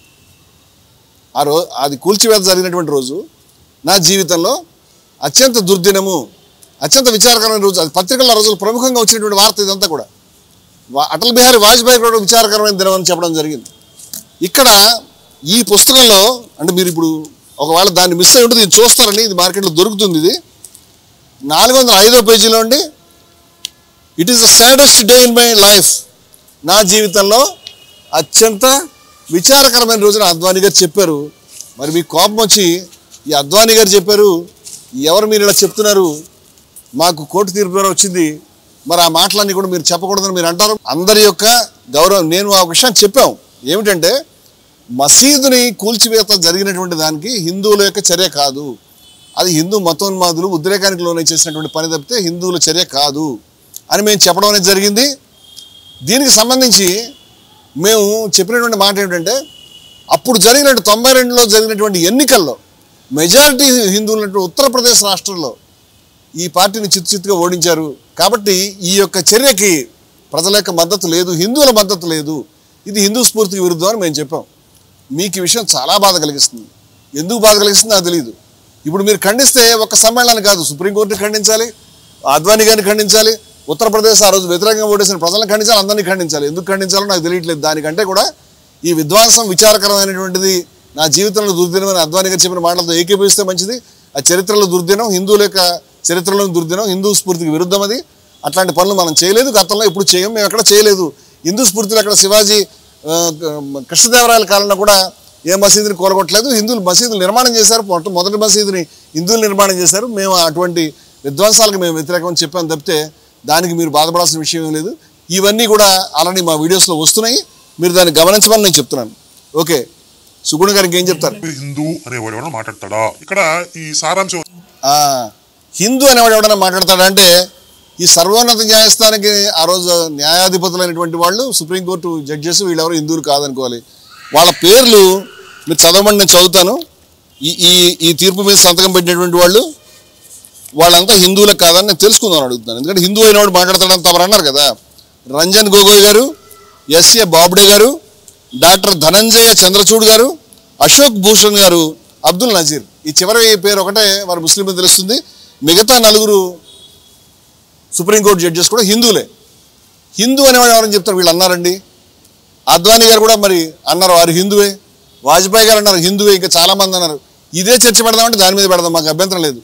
అంచేత నాకు తెలిసినంత వరకు ఇది మేము చాలా గొప్ప పని చేసామని ఆర్ఎస్ఎస్ కూడా అక్కడ పబ్లిక్గా ఓన్ చేసుకుని దానికి సంబంధించి చాలా గొప్పగా మేము కూలగొట్టాము అని చెప్పినట్టుగా అక్కడ మన దృష్టిలో లేదు. కొన్ని ఎలిమెంట్స్ దాన్ని సౌర్యదినమని రకరకాల మాటలు అంటూ ఉంటారు. అయితే వాళ్ళ భాష వేరే కావచ్చు, కానీ ఓన్ చేసుకోవడానికి వాళ్ళు కూడా కొంత సిగ్గుపడారనేది మా ఉద్దేశం. మా దృష్టిలో, నా దృష్టికి ఉన్నంత వరకు, ఒకవేళ మీ దృష్టిలో ఉంటే మాకు చెప్పండి. మేమైతే దీన్ని వ్యతిరేకిస్తూ ఉన్నాము. ఈ సుప్రీంకోర్టు చాలా కరెక్ట్గా మాట్లాడింది, ఈ వివాదాన్ని చాలా గొప్పగా చల్లార్చింది. ఆ విధంగా రాముడికి గుడికి స్థలం ఇచ్చింది, మంచి పని చేసింది. ఆ విధంగా మసీదు స్థలం మంచి పని చేసింది. ఆ విధంగా మా విధ్వంసాన్ని ఖండించింది, మంచి పని చేసింది. ఇది చాలా గొప్ప స్ఫూర్తికి, న్యాయానికి, రాజ్యాంగానికి, ఈ భారతదేశం వేల సంవత్సరాల నుంచి అనుసరిస్తున్న విలువలకి ఇది పట్టం కట్టింది అని మేము చాలా గర్విస్తున్నామండి. మీరేమనుకుంటారో మాకు తెలియదు. ఈ వార్తా కథనం యొక్క సారాంశం ఏంటంటే పరమత ద్వేషం సరికాదు, హిందుత్వంలో అలాంటి భావన లేదు అని అక్కడ వాళ్ళు మాట్లాడినట్టుగా వేశారు. ఏంటంటే పరమత ద్వేషం సరికాదు, అట్లాంటి భావన హిందూ మతం లేదంటే కరుణాకర్ గారు మీకు వచ్చిన ఇబ్బంది ఏముంది దీంతో? పాపం చాలా బాధపడుతున్నారు. పరమద్వేషం ఉండాలా? సరే, ఈ అంశాన్ని తీసుకుంటే కనుక ఇప్పుడు మనకు అతిథి దేవోభవ అంటారు. అంటే ఇంటికి వచ్చినటువంటి అతిథిని ఆదరించడం, గౌరవించడం, మంచి మర్యాదలు సపర్యలు చేయటం, ఇదంతా కూడా అందులో భాగం కదా. ఎంతవరకు అతిథి దేవోభవ అంటే ఆ అతిథి తన యొక్క మర్యాదను నిలుపుకునే విధంగా తన ప్రవర్తన ఉన్నంత వరకు. ఎగ్జాంపుల్, ఒక గెస్ట్ మీ ఇంటికి వచ్చాడు అనుకోండి, ఎవరో ఒక ఇంటికి వచ్చి ఆ ఇంట్లో ఉన్న ఆడవాళ్ళ పట్ల అసభ్యంగా ప్రవర్తించాడు అనుకోండి, లైంగిక వేధింపులు చేశాడు అనుకోండి. ఆ బాబు మాకు అతిథి దేవోభవ అని చెప్పారు, నువ్వు ఏదైనా చేసుకో బాబు, నీ ఇష్టం అంటామా? వాళ్ళు 2 బీకి మెడబట్టుకుని బయటికి గెంటేస్తామా? కామన్ సెన్స్ కదా, విచక్షణ. ఇది అతిథి దేవోభవ అని చెప్పారు, అంత మాత్రాన వాడి దుశ్చర్యలన్నీ, దుశ్చేష్టలన్నీ కూడా భరించమని కాదు. అలాగే ఈ దేశానికి ఇతర మతస్థులు వచ్చి వాళ్ళ మానాన వాళ్ళు బ్రతుకుతుంటే ఎవరికి ఇబ్బంది లేదు. ఇక్కడ హిందుత్వాన్ని లేకుండా చేయాలి. హిందుత్వం మీద దాడి చేస్తుంటే చూస్తూ ఊరుకోమనే. హిందుత్వంలో పరమత సహనం ఉంది అంటే. మహానుభావ, ఈ కరుణాకర్ సుగుణ గారికి మరి ఈ సడన్గా అతిథి దేవోభవకి దానికి సంబంధించిన వ్యాఖ్యానాలకి ఎందుకు అవకాశం వచ్చిందో మాకు తెలియదు. మరి ఈ ఒక్క సూత్రం కాదండి, ఏ ఒక్క సూత్రాన్నైనా ఎవరైనా తప్పుదారి పట్టిస్తే, తప్పుడు వ్యాఖ్యానాలు చేస్తే అది ఖచ్చితంగా ఖండించాల్సిన విషయం అవుతుంది. అది దాన్ని దిగలాగి దాన్ని ఎక్కడికో తీసుకెళ్ళి ఎలా చెప్పారు, మేము అలా చెప్పలేదు. మేము చెప్తున్నాం మళ్ళీ, మేము ఏ మతస్థుడు చేసినటువంటి దౌష్ట్యమైన దుర్మార్గమైన తప్పు అని చెప్పాం. మీకు ఆ ఆందోళన అక్కర్లేదు. ఇకపోతే మీరు చెప్పిన ఈ కామెంట్ తీసుకున్నటువంటి అతిథి దేవోభవ చాలా ఇబ్బందికరంగా ఉంది సోదరా. ఇక్కడ అతిథి దేవోభవ అనేటువంటిది ఒక ఎగ్జాంపుల్ తీసుకుని మాట్లాడడం అనేది దీంట్లో ఒక చిన్న దురుద్దేశం అనేది నాకు కనిపిస్తూ ఉంది. ఎందుకంటే ఈయన చెప్పదలుచుకున్న విషయం ఇది, ఈ దేశం హిందువులది, బయట నుంచి వచ్చిన వాళ్ళు అతిథులు, వాళ్ళెవరికి ఈ దేశం చెందదు, వాళ్ళు చాలా దుర్మార్గాలు చేశారని. ఇది పైకి చాలా స్వీట్గా కనిపిస్తున్న చాలా అభ్యంతరకరమైన విషయాన్ని మీకు చెప్పదలుచుకున్నాను. ఈ దేశం రాజ్యాంగానికి ఇది విరుద్ధము. ఈ దేశం హిందువులు కాదు. మీరు చెప్తున్న అతిథులు వాళ్ళు గజనీ మహమ్మద్, గోరీ మహమ్మద్ వెనక్కి వెళ్ళిపోయారు, మీకు తెలియదేమో. కానీ ఇక్కడ ఉన్నటువంటి కోట్ల మంది ముస్లింలు, అలాగే కోట్ల మంది క్రైస్తవులు, కోట్ల మంది పార్సీలు, కోట్ల మంది బౌద్ధులు, జైనులు, ఇలా హిందూ అని చెప్పుకోవడానికి ఇష్టం లేని సిక్కులు, వీళ్ళంతా కూడా ఉన్నారు. ఈ దేశంలో ఇది మాది, నువ్వు అతిథివి అని చెప్పడానికి, అతిథి కాసేపు క్రితం వస్తే దాన్ని అతిథి అనొచ్చు. కానీ ముస్లింలు ఈ దేశానికి వచ్చి ఎంతకాలం అయింది మీకు తెలుసా? 1000 సంవత్సరాలు పయ్యాయి. 1000 సంవత్సరాల క్రితం వచ్చినటువంటి వ్యక్తిని ఇక్కడ స్థిరపడిన కోట్ల మంది జనాన్ని అతిథులు అని చెప్పి ఇక్కడ ఈ దేశం హిందువులు అని చెప్పడం, అది మీరు చెప్పగానే చాలా తెలివిగా వాళ్ళు అన్యమతస్థులు, ఈ దేశం హిందువులది అని చెప్తే, హిందువులది కాకపోయినా ఈ దేశం హిందువులది, ఈ దేశం ఒక దేశం హిందువులు అవడం, ఒక దేశం ముస్లింలు అవడం, ఒక దేశం క్రైస్తవులు అవడం అవసరం ఏం లేదు. మన హిందూ విలువలు, ఇప్పుడు హిందువులు ఓన్లీ భారతదేశంలో కాదు, అమెరికాలో ఉన్నారు, ఇంకా చాలా దేశాల్లో ఉన్నారు. వాళ్ళు చాలా చోట్ల మైనారిటీలు ఉన్నారు, చాలా చోట్ల గణనీయమైన సంఖ్యలో ఉన్నారు. అక్కడ కూడా వాళ్ళు దాని యొక్క విలువలను అనుష్ఠించవచ్చు. అంచేత హిందువులకు దేశం ఉండాలనే మీ అభిప్రాయం ఏదైతే ఉన్నదో ఇది హిందూ మత స్ఫూర్తిలో అనుకూలమైనది ఏమీ కాదు. ఈ దేశం హిందువులదే అని ప్రకటించడం అనేది రాజ్యాంగ విరుద్ధం, తప్పు అవుతుంది. అది ఇక్కడ హిందువులు ఉన్నారు, ప్రధానంగా ఎక్కువ మంది ఉన్నారు అని చెప్తే అది ఓకే. అలాగే దాని చాలా గొప్ప విలువలు ఉన్నాయి, ప్రాచీనమైనది, అది కూడా ఓకే. కానీ అనేకమైన ప్రవాహాలు వస్తూ ఉన్నాయి. ఈ దేశం ఎంతగా హిందువులది, ఈ దేశం అంతగా ముస్లింలది, అంతగా క్రైస్తవులది, అంతగా పార్సీలది, అంతగా బౌద్ధులది, అంతగా జైనులది, ప్రతి ఒక్కళ్ళది ఈ దేశం. ఎవరో కొందరు దుర్మార్గాలు చేశారు, హిందువుల్లో కూడా కొంతమంది దుర్మార్గాలు చేసి ఉండొచ్చు. వాళ్ళు తక్కువ ఉన్నారు, ఎక్కువ ఉన్నారు, చర్చ వేరే చేద్దాం. కానీ ఈ దుర్మార్గాలకు సంబంధించి మతాలతో ఏమి సంబంధం పెట్టాల్సిన అవసరం లేదని మేము అనుకుంటున్నాం. మతాల యొక్క స్ఫూర్తి అన్నింటిలో కూడా చాలా గొప్ప విషయాలు ఉన్నాయని స్వామి వివేకానందుడు చికాగోలో చెప్పినాడు, నారాయణ గురు చెప్పినాడు, ఎంతోమంది మహనీయులు చెప్పారు. అంచేత వాళ్ళు చాలా గొప్ప విలువల్ని కూడా భారతదేశానికి అందించడం జరిగిందనే విషయాన్ని మీరు గమనించాలని చెప్తున్నాను నేను. మనం కలిసి ఏమి రూపొందించుకున్నాం మహాసభలో చర్చకు వచ్చిందనే విషయం మేము చెప్తున్నాం. ముస్లింలు భారతదేశంలో చాలా రక్తాన్ని చెందించారు, చాలా దోహదాన్ని అందించారు, వాళ్ళు ఈ దేశం గురించి శ్రమించారు. వాళ్ళలో కొందరు పొరపాట్లు చేసి ఉండొచ్చు, వాళ్ళలో కొందరు తప్పులు చేసి ఉండొచ్చు. అలాగే హిందువులు కూడా చాలామంది తప్పులు దుర్మార్గాలు చేసి ఉండొచ్చు. అలాగే బౌద్ధుల్లో కొంతమంది పొరపాట్లు చేసి ఉండొచ్చు, సిక్కుల్లో కొంతమంది పొరపాట్లు చేసి ఉండొచ్చు. ఈ పొరపాట్లు చేసిన వాళ్ళు పట్టుకుని మీరు దాన్నే ఆ మతానికి ఫిక్స్ చేయడం మేము అంగీకరించట్లేదు. ఈ విషయాన్ని తెలుసుకున్నాడు కాబట్టి వివేకానందుడు మహనీయుడు మీకులా ఆలోచించలేదు కాబట్టి ఈ భారతదేశానికి వేదాంత మేధస్సు ఇస్లాం శరీరం కావాలని చెప్పాడు. భారతదేశానికి వేదాంత మేధస్సు ఇస్లాం శరీరం కావాలని మీకు చాలా కోపం వస్తుంది. ఎందుకంటే మీ దృష్టిలో ఒకడు అతిథి, ఒకడు ఇక్కడే ఉన్నవాడు. ఈ దేశం హిందువులు లేకపోయినంత మాత్రాన, అంటే హిందూ రాజ్యం ఇక్కడ లేకపోయినంత మాత్రాన, హిందువుల ప్రభుత్వం లేకపోయినంత మాత్రాన హిందువులకు మాత్రమే గొప్ప హక్కులు ఉండి మిగతా వాళ్ళకి తక్కువ హక్కులు, ఇవన్నీ మీ కోరికలేమో నేను అనుమానిస్తాను మీరు మాట్లాడిన మాటలు బట్టి. అలాంటివి జరగవు, అలాంటివి లేవు. హిందువులు ఈ దేశంలో పౌరులు ఎక్కువ మంది ఉన్నారు, వాళ్ళలో చాలా గొప్ప విలువలు ఉన్నాయి. మిగతా మతాల్లో కూడా వాటికి గొప్ప విలువలు ఉన్నాయి. వాళ్ళ గొప్ప విలువలను వాళ్ళు కొనసాగించాలి. హిందూ స్ఫూర్తికి విరుద్ధంగా ఎవరైనా మాట్లాడితే ఇది హిందూ స్ఫూర్తికి విరుద్ధంగా మాట్లాడుతున్నారని మేము చెప్పడం మా ఉద్దేశం తప్పితే, ఈ దేశాన్ని హిందువులకు స్వాధీనపరిచి మిగతా వాళ్ళందరూ అతిథులుగానో, లేకపోతే అతిథికి హక్కు ఉండదు కదా, అతిథులు ఉండేటువంటి వాళ్ళు హక్కు లేకుండా ఉంటారు కదా, వాళ్ళు దాని బానిసలుగానో లేకపోతే మరొకటిగా ఉండాలని మీ కల కావచ్చు, అది నెరవేరదు. అటువంటి పదజాలను, అటువంటి ఎగ్జాంపుల్స్ మీరు ఆపండి అని నేను చెప్తున్నాను దయ ఉంచి. ఎందుకంటే భారతదేశాన్ని గురించి ఎంతో గొప్ప త్యాగాలు చేసి ఎంతో గొప్ప స్ఫూర్తి అందించినటువంటి ముస్లిమ్స్ ఉన్నారు, క్రైస్తవులు ఉన్నారు, బౌద్ధులు ఉన్నారు, జైనులు ఉన్నారు, సిక్కులు ఉన్నారు. మేము జాబితా ఇవ్వగలుగుతాం, చాలామంది గురించి పుస్తకాలు వేసాం. హిందువులు చాలామంది బ్రహ్మాండమైనటువంటి మహనీయులు, మహాత్ములు ఉన్నారు. ఆ స్ఫూర్తికి మేము వారసులు అని చెప్పుకున్నాం. మీరు దాంట్లో బాధపడాల్సిన విషయం ఏమీ లేదని కరుణాకర సుబ్బుని గారు కొంచెం అర్థం చేసుకోండి, తెలుసుకోండి. తెలిసి తెలియకని ఊరికే మాట్లాడేసేయకండి అని నేను చెప్తున్నాను.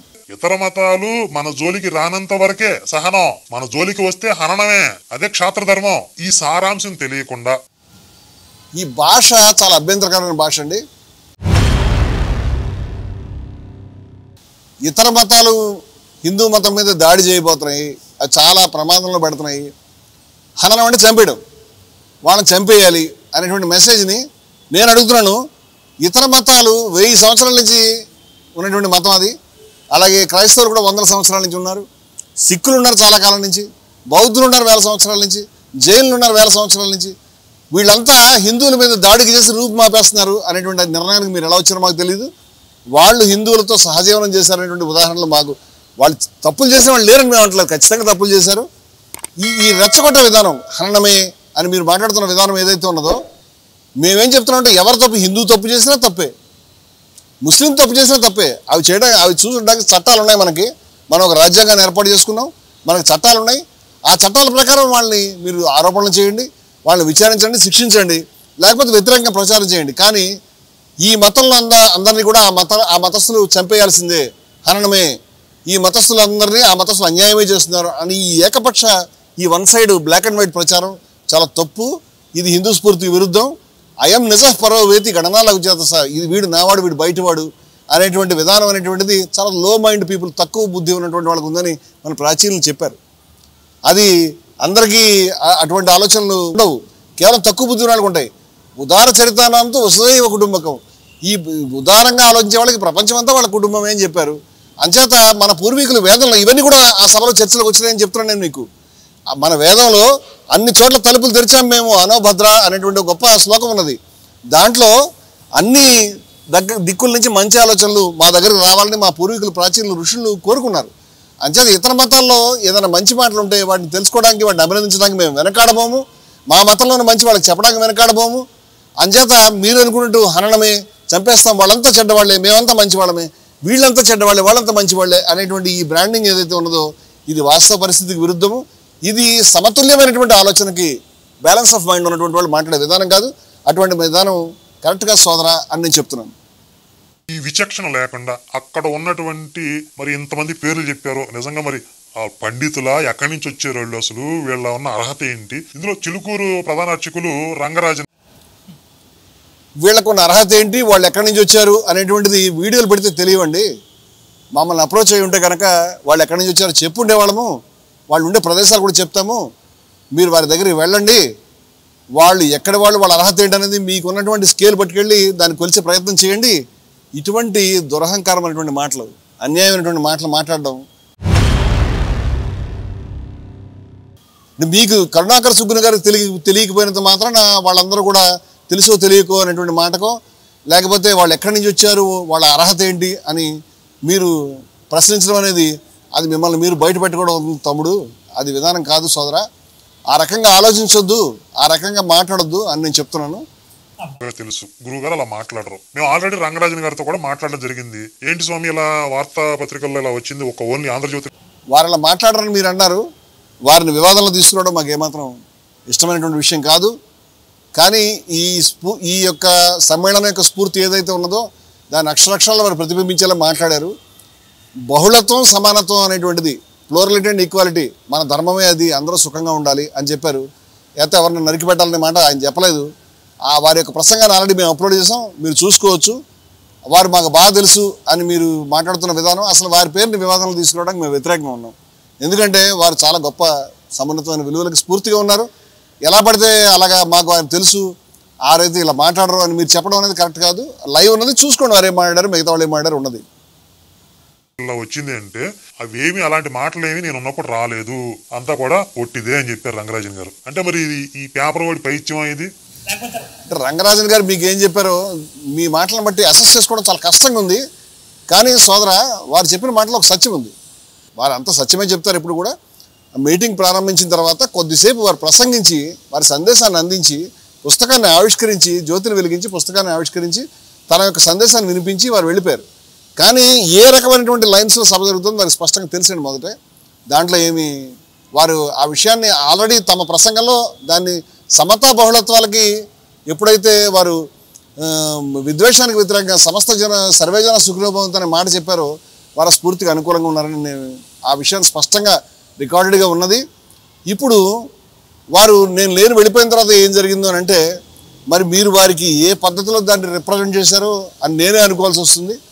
ఆ తర్వాత వారు చెప్పిన దాన్ని మీరు సరిగా చెప్తున్నారు లేదని నేను కూడా శంకించాల్సి వస్తుంది. ఎందుకంటే మీరు మాట్లాడే మాటల్లో ఒక బ్యాలెన్స్ కనిపించట్లేదు కాబట్టి దీనంతా కూడా. మరి ఆ పత్రిక వాళ్ళు అలా ఎందుకు రాశారు? వెంటనే వెళ్ళారు. ఆ పత్రికతో మాట్లాడుకుంటూ మళ్ళీ చెప్తున్నాను నేను.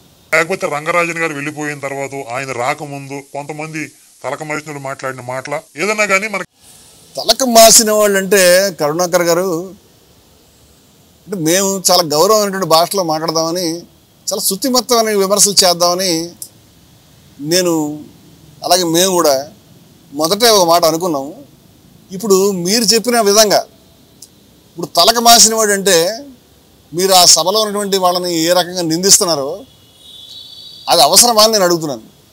నేను అనేది ఏంటంటే మేము కూడా శుతిమెత్త కాకుండా కఠినమైనటువంటి పరుషమైన పదాల్లో మేము జవాబు చెప్పగలుగుతాం. మేమేం తక్కువడం కాదు. నేను విజయవారం పత్రికను 5 సంవత్సరాలు నడిపించాను. ఆ రోజు ఉన్నటువంటి ప్రభుత్వాల్లో బిగ్గెస్ట్ స్కామ్స్ బయటికి తెచ్చాం. ఎవరికి భయపడకుండా జీవితంలో దాడులు ఎదుర్కొంటూనే ఉన్నాం. మేము దశాబ్దాలుగా ప్రజారంగంలో పనిచేస్తూ ఉన్నాం, సభలు పెడతా ఉన్నాం. అంచేత ఎవరు కొత్తగా పుట్టుకొచ్చిన ఎవరు కూడా లేరు. అంచేత నీ చెప్పులకి భయపడేవాళ్ళు ఎవరు లేరు తమ్ముడు. అనవసరం కంగారు పడే మాటలు వదిలేకు. ఇది తలక బాసిన వాళ్ళు అనే మాట అక్కడ ఫోటో చూసిన తర్వాత ఆ మాట అనకుండా ఉండాల్సిందేమో నేను అనుకుంటున్నాను. ఈ ధోరణికి ఏదో మొదట్లో కొంచెం పాపంలే మమ్మల్ని అనడానికి కొంచెం మొహమాట పడేది ఏదో కారణం వల్ల ఆంధ్రజ్యోతి మీదకి తమరు వెళ్ళారని మేము దాన్ని ఏం సీరియస్గా కాకుండా ఈసారి విడిచిపెడుతున్నాము. మరొక్కసారి ఈ భాషలో మీరు మాట్లాడితే మీకులో వల్గర్గా మాట్లాడడం అనేది మాకు అంత రాదు, ఇష్టం లేదు. మేము వ్యతిరేకం దానికి, ఈ వల్గారిటీకి. మేము వల్గర్గా మాట్లాడం. మీరు వల్గర్గా ఏం మాట్లాడే దానికి చెప్పాను నేను. కానీ కఠినమైన భాషలో మొహమాటం లేకుండా మొహం పగిలాడి చెప్పడం మాకు బాగానే వస్తుంది. మా జోలికి వచ్చే ముందు మీరు ఏదో చాలా జవాబులు చెప్పాల్సి ఉంటుంది దీనికి అని చెప్పారు కదా, అది చెప్పే ముందు ఒకసారి ఆలోచించుకోండి. దీంట్లో దిగితే ఏమీ చాలా లోతుగా దిగ్గలుగుతాం, ఏం మొహమాటం లేదు దాంట్లోనూ. బాగా ఆలోచించుకో సోదరా అని నేను వారికి శుతిమెత్తగా సూచన చేస్తున్నాను. కానీ వాళ్ళు ఏం చెప్తారు? ఇక్కడ చాలా అభ్యంతరకరంగా ఉంది ఆంధ్రజ్యోతిలో వచ్చినటువంటి వార్తా కథనం. ఒకవేళ వాళ్ళు మాట్లాడిన నిజమైతే ఈనాడులో ఎందుకు లేదు? ఆ కాంట్రవర్షియల్ ఏంటండి బాధ? వారు మాట్లాడితే ఈనాడులో ఎందుకు అంటే ఈనాడు ఓ పత్రిక ఎంత సత్య ప్రమాణం మరొకటి కాదని తమరు ఎలా నిర్ణయానికి వచ్చారు? ఆయన పూర్తిగా లేరేమో ఈనాడు విలేకరి. దానికి ఈనాడులో ఎందుకు లేదు అంటే ఈనాడులో లేకపోయినది అన్నీ అబద్ధాలే, ఈనాడులో వస్తాయని నిజాలే అని ఏమి నిర్ణయాలు ఇవన్నీ కూడా? ఏమి బాధ ఇది? మీరు సబ్జెక్ట్ మీద మాట్లాడండి. ఈనాడులో వచ్చింది, ఆంధ్రజ్యోతిలో వచ్చింది, ఏముంది దానికి? మేము చెప్తున్నాం కదా, నువ్వు లైవ్ ఉంది మహానుభావ చూసుకొని చెప్తున్నాం. అంచేత ఏమిటి బాధ? మొదటి నుంచి ఎవరిదాకా ఇదే లైన్లో వెళ్ళాడు ఈయన. సరే సోదరా, కానీ కరుణాకర్ కాంట్రవర్షియల్ విషయాలన్నీ కూడా ఇప్పుడు మీడియా వాళ్ళు ఏం చేస్తారు? ఎక్కువగా కాంట్రవర్షియల్ అంశాలను తీసుకుంటారు, పొలిటికల్ అంశాలను తీసుకుంటారు. మరి ఈనాడులో ఎందుకు మిస్ అయింది? కాబట్టి ఇది సందేహాస్పదంగా ఉంది ఆంధ్రజ్యోతిలో వచ్చిన వార్తా కథనం. ఈ ఆంధ్రజ్యోతి ఈనాడులో రాకుండా ఎక్కడైనా ఏ పత్రికలు వచ్చినా అవన్నీ సందేహాస్పదాలు వారి దృష్టిలో. ఏమోనండి, నేను ఫస్ట్ టైం వింటాను ఇలాంటి మాటలు. మరి ఈనాడు లేదా ఒక పత్రిక మరి అనుల్లంఘనమైనటువంటి గీతా బైబిల్ లాగా లేకపోతే ఖురాన్ లాగా ఎందుకు అనిపిస్తుందో, మిగతా దాంట్లో వచ్చింది ఎందుకు తప్పు అవుతుందో నాకేం అర్థం కావట్లేదు. ఆ విషయం సందేహాస్పదంగా ఉంది. ఈనాడులో రాకుండా ఎక్కడ ఏది వచ్చినా సరే సందేహాస్పదంగా ఉంటుందండి. మరి ఏమో నాకేం అర్థం కావట్లేదు. మరి ఈనాడు రోజు చదువుకుని కరుణాకర్ గారు లోకంలో ఏం జరిగిందో గమనిస్తూ ఉంటారు, మిగతా అన్నీ కూడా తప్పులని తేల్చుకుంటూ ఉంటారు. మాకు ఇంత షార్ట్ కట్ మెథడ్స్ లేవు. మేము కొంచెం మా విచక్షణను ఉపయోగించి అన్ని పత్రికలు అన్నిసార్లు సమగ్రంగా, నేను ఈనాడు వ్యతిరేకంగా మాట్లాడట్లేదు, నీ జ్యోతికి వ్యతిరేకంగా కూడా మాట్లాడట్లేదు. నేను మాట్లాడేదంటే అన్ని పత్రికలు సమగ్రంగా చాలాసార్లు రావు, దానికి ఏం పెద్ద విషయం లేదు. విచక్షణను ఉపయోగించి విషయ సేకరణ చేసుకుంటూ సత్యాన్ని అన్వేషిస్తే విషయాలు తేటతెల్లంగా బయటపడతాయి. ఉద్రేకపడితే ఇలాగే ఉంటుంది. మరి కానివ్వండి. ఈ ఆంధ్రజ్యోతిలో రిపీటెడ్గా హిందుత్వానికి వ్యతిరేకమైన కథనాలు ప్రచురింపబడుతున్నాయి. మరి ఆ కేఏ పాలు ఏదో సందర్భంలో అన్నట్లుగా రాధాకృష్ణని మీకేమైనా అయ్యిందా, మెంటల్ ఎక్కిందా, బుర్ర దొబ్బిందా ఏదో వీడియోలు అడిగాడు. మరి వీటన్నిటిని కూడా ఎవరు వండి వారుస్తున్నారు, ఎవరు అనుమతిస్తున్నారు, ఎవరు? ఇప్పుడు రాధాకృష్ణ గారిని కేఏ పాల్ గారు ఎందుకు ఏ సందర్భంలో ఎటువంటి వ్యాఖ్య చేశారో దానికి ఈ వార్తా కథనానికి ఏ సంబంధం లేదు. వరుసగా హిందుత్వానికి ఈ శబ్దం నేను వాడలేదు. హిందుత్వం అనే మాట ప్రత్యేకమైన అర్థంలో వాడుతున్నాను. మేము హిందూ మతమనే వాడాం, వేరే అర్థంలో వాడలేదు. హిందూ మతం దాని స్ఫూర్తి అని వాడాం. ఆ వివాదం దగ్గరికి ఇప్పుడు నేను పోను.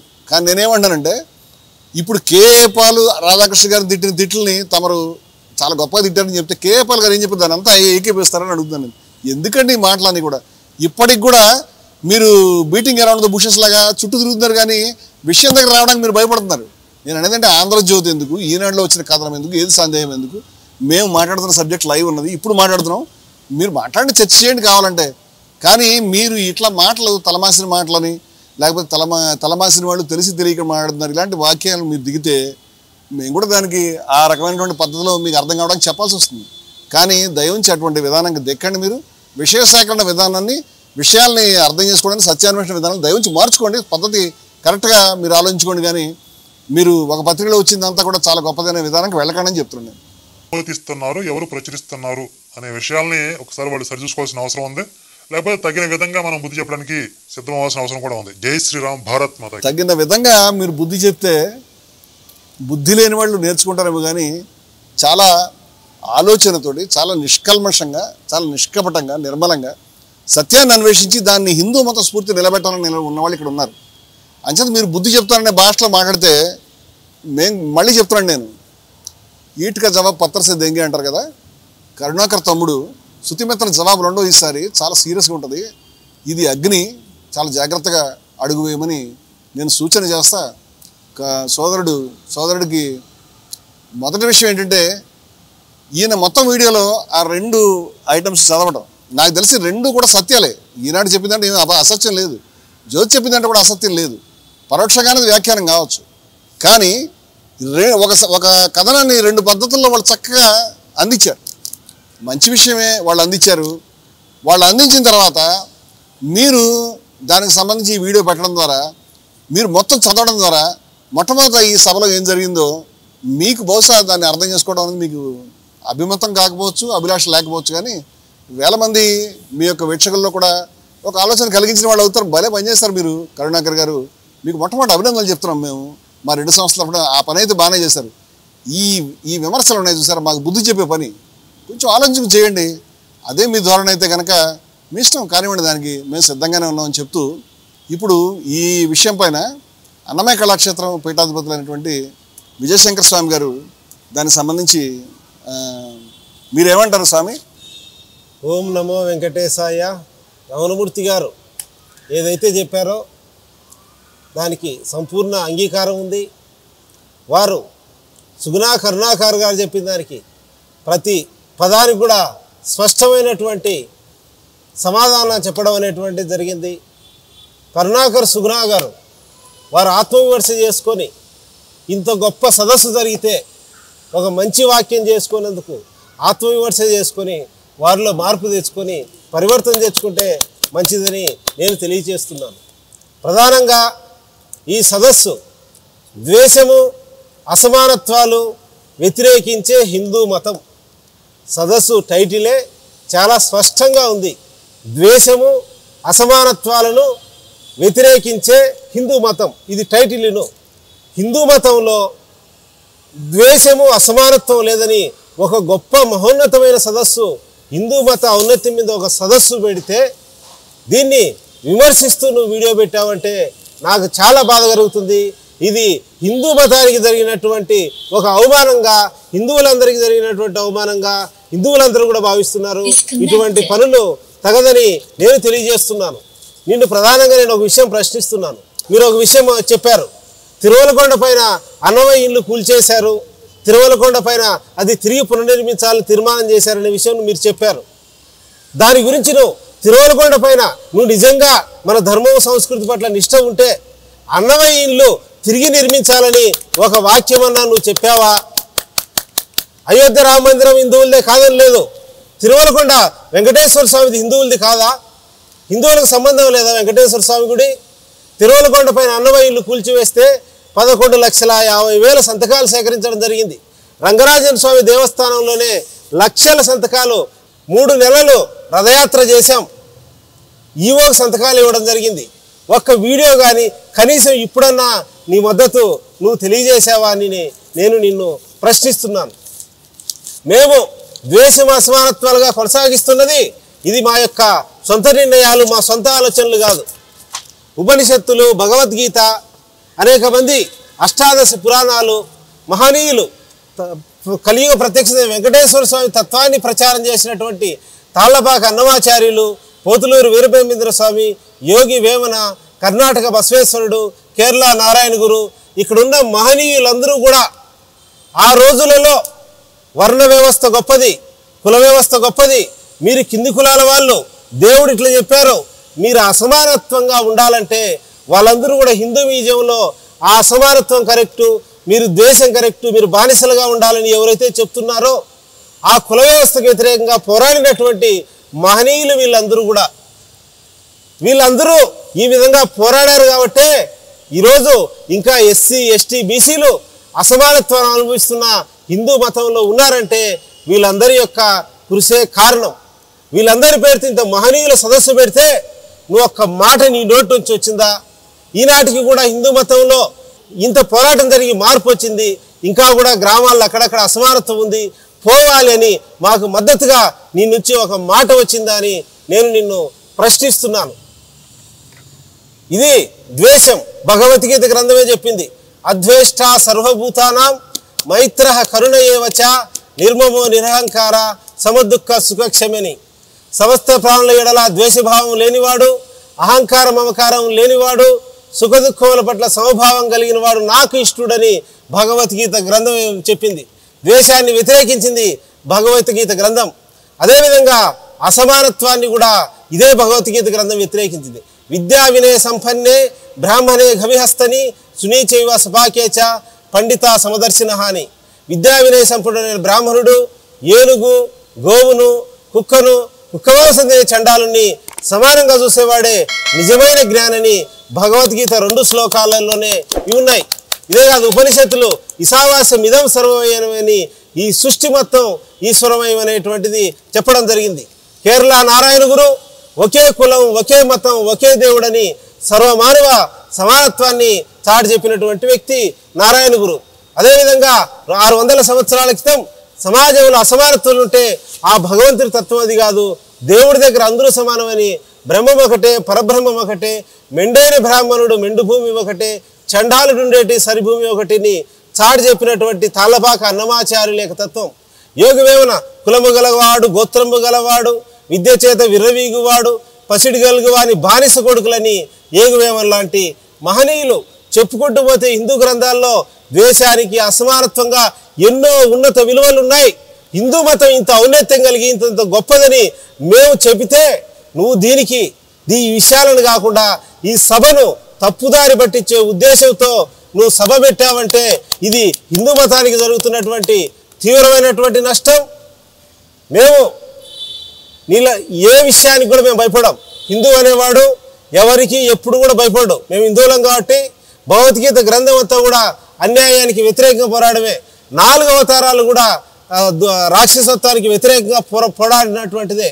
కనుక ఈరోజు నేటి దేశ వర్తమాన కాల పరిస్థితుల్లో ఆ రోజు నారాయణ గురు, పోతులూరు వీరబ్రహ్మం హిందూ మతంలో కొద్దిమంది వర్ణ వ్యవస్థ, కుల వ్యవస్థ కావాలని ఏ విధంగా అయితే పోరాడారో ఈరోజు హిందూ మతాన్ని అడ్డుపెట్టుకొని హిందూ మత స్ఫూర్తికి వ్యతిరేకంగా విద్వేషాలు తెచ్చుకొట్టుకుంటూ రాజకీయ స్వార్థ ప్రయోజనాలు పొందేవాళ్ళు, కుల వ్యవస్థను సమర్థించే వాళ్ళు, వర్ణ వ్యవస్థలతో సమర్థించే వాళ్ళతో సైద్ధాంతికమైనటువంటి పోరాటంతో మేము రాజీ పడలేదనేటువంటిది చాలా స్పష్టంగా తెలియచేస్తున్నాం. నువ్వు బుద్ధి చెప్తాం, నువ్వేదో భయపడిస్తున్నట్టు ఇక్కడ భయపడే వాళ్ళు ఎవరు కూడా లేరు. కనుక నిజమైనటువంటి హిందుతత్వం రమణమూర్తి గారు చెప్పినటువంటి విషయం, కరుణాకర్ సుగుణా గారికి నీకు ఈ విషయాల మీద మేము చెప్పినటువంటి విషయాల మీద ఏమాత్రం సమంజసం ఉన్నా కానీ నీతో ఎప్పుడైనా కానీ మేము చర్చకు సిద్ధంగా ఉన్నాం. ఇటువంటి పద్ధతి నీది సరైనటువంటి పద్ధతి కాదు. అన్నమయ్య ఇల్లు కూల్చివేస్తే తప్పు, ఆ ఇల్లు పునర్నిర్మించాలని నువ్వు ఒకటి మాట్లాడలేదు. హిందూ మతంలో కుల వ్యవస్థ ఉంది, అసమానతలు ఉన్నాయని పోవాలని నువ్వు మాట్లాడడం లేదు. నీ ఉద్దేశం ఏమిటో ఈ విషయం మీద ఫస్ట్ నువ్వు స్పష్టం చేయి. అన్నమయ్య ఇల్లు కూల్చేశారు, దాని పట్ల నువ్వు నిజంగా హిందూ ధర్మం పట్ల భక్తి నిష్ఠ ఉంటే ఫస్ట్ దాని పట్ల నువ్వు ఈ వీడియోలో స్పష్టం చేయవలసిందిగా నేను కోరుతున్నావు. అసలు నువ్వు ఇంత పెద్ద ఉద్యమం జరుగుతుంటే ఇప్పటి వరకు నువ్వు ఎందుకు మాట్లాడలేదో నువ్వు స్పష్టంగా సమాధానం చేయవలసిందిగా మేము కోరుతున్నాం. రెండోది, సమాజంలో కుల వ్యవస్థ ఉంది, అసమానత్వం, నువ్వు ఉండాలనుకుంటున్నావా ఉండొద్దు అనుకుంటున్నావా ఆ విషయంలో కూడా నువ్వు స్పష్టం చేయి. మా వైఖరి ముస్లిం మతోన్మాదం విషయంలో ఈ దేశంలో అనేక మంది మతోన్మాద సంస్థలు ఉన్నాయి, వాటిని కూకిటి వేళ్లతో పెకిలించడం విషయంలో మేము రాజీ పడమని మేము తెలియజేస్తున్నాం. ఒకటి. రెండో విషయం, అమాయకులైనటువంటి ఏ మతస్థులైనా సరే మత మార్పిడి ప్రలోభపెట్టి మత మార్పిడులను మేము తీవ్రంగా వ్యతిరేకిస్తున్నాం. కనుక మేము ద్వేషము అసమానత్వాలు వ్యతిరేకించే హిందూ మతం అనేటువంటి విషయం ఉదయం 10 గంటల నుంచి రాత్రి 9 గంటల వరకు జరిగింది. ఫస్ట్ నువ్వు ఆ వీడియో మొత్తం చూడు. మేము ఏ విధంగా అయితే నీ పదానికి సమాధానం చెప్పామో, మా దాంట్లో ఎక్కడైనా కానీ తప్పు నిరూపిస్తే మేము క్షమాపణ కోరి మేము మార్చుకోవడానికి మేము సిద్ధమే. ప్రతి పదం మీద ప్రతి అక్షరం మీద మేము చర్చకు సిద్ధం. నువ్వు చూసి దీని మీద నువ్వు చర్చకు సిద్ధపడు. మేము మాట్లాడుతున్నాం. అదేవిధంగా నువ్వు మాట్లాడిన విషయాల్లో నీలో తప్పు ఉందంటే నువ్వు కూడా క్షమాపణ చెప్పి మార్చుకో. నిన్ను కూడా మేము ఆత్మస్వరూపుడుగానే చూస్తాం, భగవత్ స్వరూపుడుగానే చూస్తాం. నీ పట్ల ఎటువంటి ద్వేషము ఎటువంటి వైరం కూడా మాకు లేదు. కానీ విషయాల పట్ల విధానాల పట్ల మేము నిన్ను వ్యతిరేకిస్తున్నాం. ఎవరు హిందూ ధర్మమే ద్వేషానికి అసమానత్వానికి వ్యతిరేకించేది? ఇంత గొప్ప సమావేశంలో ఉన్నతమైనటువంటి విషయాలు అనేటువంటి చెప్పకపోవడం అనేటువంటిది చాలా బాధాకరమైనటువంటి విషయం. రెండోది, వీళ్ళందరూ పీఠాధిపతులేనా? వీళ్ళందరూ ఎక్కడి నుంచి వచ్చారు? తలమాసిన వాళ్ళు అంటే మేము పీఠాధిపతులు అందరం నీ దగ్గరికి వచ్చి సంతకం చేసుకొని నువ్వు రిజిస్ట్రేషన్ చేసుకోవాలా? అసలు మమ్మల్ని పీఠాధిపతులు అవునో కాదనడానికి ఎవరు నువ్వు? నీకు ఏం హక్కు ఉంది? నువ్వేమన్నా నిర్ణయిస్తావా పీఠాధిపతి ఎవరో? ఈ విధమైనటువంటి నువ్వు మాట్లాడే భాష హిందూ ధర్మ ప్రతిష్ట దెబ్బతీసే విధంగా ఉంది. నీ పద్ధతి మార్చుకో, స్పష్టంగా చెప్తున్నాం. ఏదో హిందూ ధర్మం అనే పేరు చెప్పి నువ్వేదో 4 వీడియోలు చెప్పి ఇన్ని వ్యూస్ వస్తారే అందరిని నీ వీడియో ఎట్లుందంటే భయపరిస్తావు. నువ్వు భయపడాలనేటట్టు ఉంది. నువ్వు భయపరిస్తే ఇక్కడ భయపడడానికి ఎవరు కూడా సిద్ధంగా లేరు. ఎంతవరకైనా నిలబడతావు. కనుక ఈ వీడియో మీద నువ్వు పునఃసమీక్ష చేసుకొని నీ పద్ధతి మార్చుకోవాల్సిందిగా నేను తెలియజేస్తూ ఇంతటితో నా ప్రసంగాన్ని ముగిస్తున్నాను. హిందూస్ ఫర్ ప్లూరాలిటీ ఈక్వాలిటీ సంస్థకు అధ్యక్షులు 4 దశాబ్దాలకు పైగా కఠోరమైన సన్యాస నియమాలను పాటిస్తూ సమున్నతమైనటువంటి అలేఖ మహిమ సంప్రదాయం నుంచి వచ్చినటువంటి మా సాధు త్రినాథ్ దాస్ గారు, వారి మాతృభాష తెలుగు కాదు, వారి మాతృభాష ఒరిస్సా.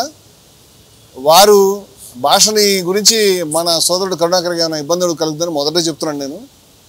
వారు హిందీలో అయితే ఇంకా ఫ్రీగా మాట్లాడతారు, తెలుగు మాట్లాడగలుగుతారు, వారు నేర్చుకుని మాట్లాడుతున్నారు. అందుకని వారి ఎక్స్ప్రెషన్ని అర్థం చేసుకోమని నేను కోరుతూ మీరు మాట్లాడండి. करुणाकर जी, मैं हिंदी में बातचीत करना चाहता हूँ. कीजिए. आप जो उस सभा के बारे में जो कहा है, मुझे आपके बात पे कुछ समर्थ है, कुछ असमर्थ है. कुछ आपने कुछ अच्छी बात कहे हैं, कुछ और द्वेष की बढ़ाने के लिए कुछ बात कहे हैं. होगा आप जो लाइव वीडियो हमने यूट्यूब में आप नहीं देखा है, वो देखना चाहिए. किसी के विरुद्ध में, किसी धर्म, किसी संप्रदाय, किसी व्यक्ति के विरुद्ध में हम कुछ भी आलोचना नहीं किए हैं. आप वो वीडियो को पूरा देखना चाहिए. देखने के बाद आप ये बात कहना चाहिए था. मुसलमान, क्रिश्चियन, हिंदू सब मिलकर रहना चाहिए. सब अनादिकाल से इस भारतवर्ष में सभी भाईचारा के साथ जीवित रहे हैं. तो आपको क्या हुआ? आरएसएस को हमने नीचा करके बातचीत किए ऐसे आपने कहा है. ऐसे हमने कुछ नहीं किए हैं. आप तो आज का जो ये प्रवचन है, आज का जो ये प्रसंग है, आप उसको आमूलचूल देखना चाहिए, सुनना चाहिए. प्रिय रमण मूर्ति जी जो बात कहे हैं और विजय शंकर स्वामी जी जो बात कहे हैं, ये सरासर न्याय है. किसी हिंदू धर्म ग्रंथ में मुसलमान को मारना चाहिए, क्रिश्चियन को देश से भगाना चाहिए, ऐसे कोई महापुरुष की श्री रामचंद्र ने ये सब ऐसे क्या कहा है? क्या आपको कहा है? क्या कोई रामायण में ऐसे 2-3 रामायण में मैंने पढ़ा है, वाल्मीकि रामायण पढ़ा है और कितने रामायण मैंने देखा है, ओरिया में कुछ रामायण है। ऐसी बात कहीं नहीं कहा है राम जी ने कि हिंदुओं को इस भारत देश में न रहना चाहिए, मुस्लिम को क्रिश्चियन को नहीं रहना चाहिए, ऐसा कोई बात नहीं है वहाँ। ये आपका आप जो कह रहे हैं वो आपका मनगढ़ा बात है, इसमें कोई सत्यता नहीं है। तो इस बात पर आप जो कुछ कहना चाहते हैं उसके आमूलचूल आप जानबूझकर कहना चाहिए। हमने कोई वैसे विद्वेष बात हमने कोई नहीं कहा है। हमारा ईशावास्य उपनिषद है, आप उस उपनिषद पढ़ा कि नहीं मुझे मालूम नहीं। प्रथम श्लोक वहाँ है, ईशावास्यमिदं सर्वम। इसका अर्थ आपको पता होगा ही, नहीं तो पता कीजिए। ये जो हम देख रहे हैं ये सब ईश्वरमय है। इसमें केवल क्रिश्चियन में ईश्वर नहीं है, हिंदू में जो श्री राम जय श्री राम कहेंगे उसके हृदय में ईश्वर है, उनका हृदय में ईश्वर नहीं है, ऐसे नहीं कहा है। ईशावास्यमिदं सर्वम यत्किंच जगत्यां जगत। तुम जो देख रहे हो, जो नहीं देख रहे हो, हमारे चक्षु लिमिट है, उसका कोई सीमा है। जो तुम देख रहे हो, जो नहीं देख रहे हो, वो भी ईश्वर है। सब कुछ ईश्वरमय है, इसमें कोई द्विधा नहीं है। क्या ईशावास्य उपनिषद हिंदू ग्रंथ नहीं मानते हैं आप? ईशावास्य उपनिषद को आप हिंदू ग्रंथ मानते ही नहीं। इसलिए आप जो कह रहे हैं सोच बूझ कर कहना चाहिए। जैसे तैसे बात, जो साधु संत वहाँ आए थे उनका मर्यादा क्या है, उनका गौरव क्या है, उनका गंभीरता क्या है, उसके बारे में आप कहाँ से आए हैं, उनका आपने तेलुगु में अराहत क्या है, उनका अराहत क्या है, आप कहाँ रहकर कहाँ स्टूडियो में बैठकर जान जाएंगे क्या? चाहिए उन संतों को श्री चरण में जाकर उनको प्रार्थना करके उनको पूछिए कि आपका अराहत क्या है, उन्होंने बताएंगे। आप ये ठीक बात नहीं है। आप द्वंद्व को बढ़ाना चाहते हैं, ये ठीक नहीं। हम किसी को विरुद्ध नहीं कर रहे हैं, सब भारतीय हैं। जो हिंदू है, जो हिंदू नहीं है, सब इस भारत देश में शांति में जीना चाहिए। सर्वे जना सुखिनः भवन्तु। इस वाक्य में आपको क्या अर्थ होता है? केवल कुछ प्राणी शांति में रहना ऐसा नहीं है। सर्वे जना, समस्त प्राणी, केवल मनुष्य नहीं, पशु पक्षी कीट पतंग जो कुछ है इस सृष्टि में, ईश्वर का सृष्टि में सब शांति में रहना चाहते हैं। इसका अर्थ आपको पता होगा ही। इसलिए करुणाकर जी, आप जो बात कहे हैं ये सरासर ठीक नहीं है, ये हम खंडन करते हैं। यदि इस बात पर आपको शंका है तो कोई कहीं छुपकर लुचकर हमने ये नहीं किए हैं। बिरला ऑडिटोरियम में हमने भिन्न भिन्न संप्रदाय के साधु संतों के सम्मेलन में हमने ये बातचीत किए हैं। तो आप जानना चाहते हैं तो वो लाइव वीडियो देख सकते हैं। और आपका संदेह है तो जो साधु संत वहाँ आए थे उनके पास जाकर भी आप प्रश्न कर सकते हैं। इसमें हमारा कोई विमत नहीं है। जय भारत। సోదర కరుణాకర్, ఇందాక నేను వాగ్దానం చేసిన విధంగా ఈ సదస్సులో ఆమోదించిన తీర్మానాలని మీ దృష్టికి తీసుకొస్తున్నాను. ఏమిటంటే ఒక తీర్మానము అన్నమయ్య గృహానికి సంబంధించింది. స్వామివారి ఇందాక చెప్పారు మీలో హిందూ హృదయం ఉంటే కనుక ఈ తీర్మానానికి మద్దతు ఇవ్వమని. లక్షల మంది ఆల్రెడీ విజ్ఞాపన చేసి ఉన్నారు. 11,500 లక్షల విజ్ఞాపనలను తిరుపతి దేవస్థానానికి మేము సబ్మిట్ చేసాం ఇప్పటికే.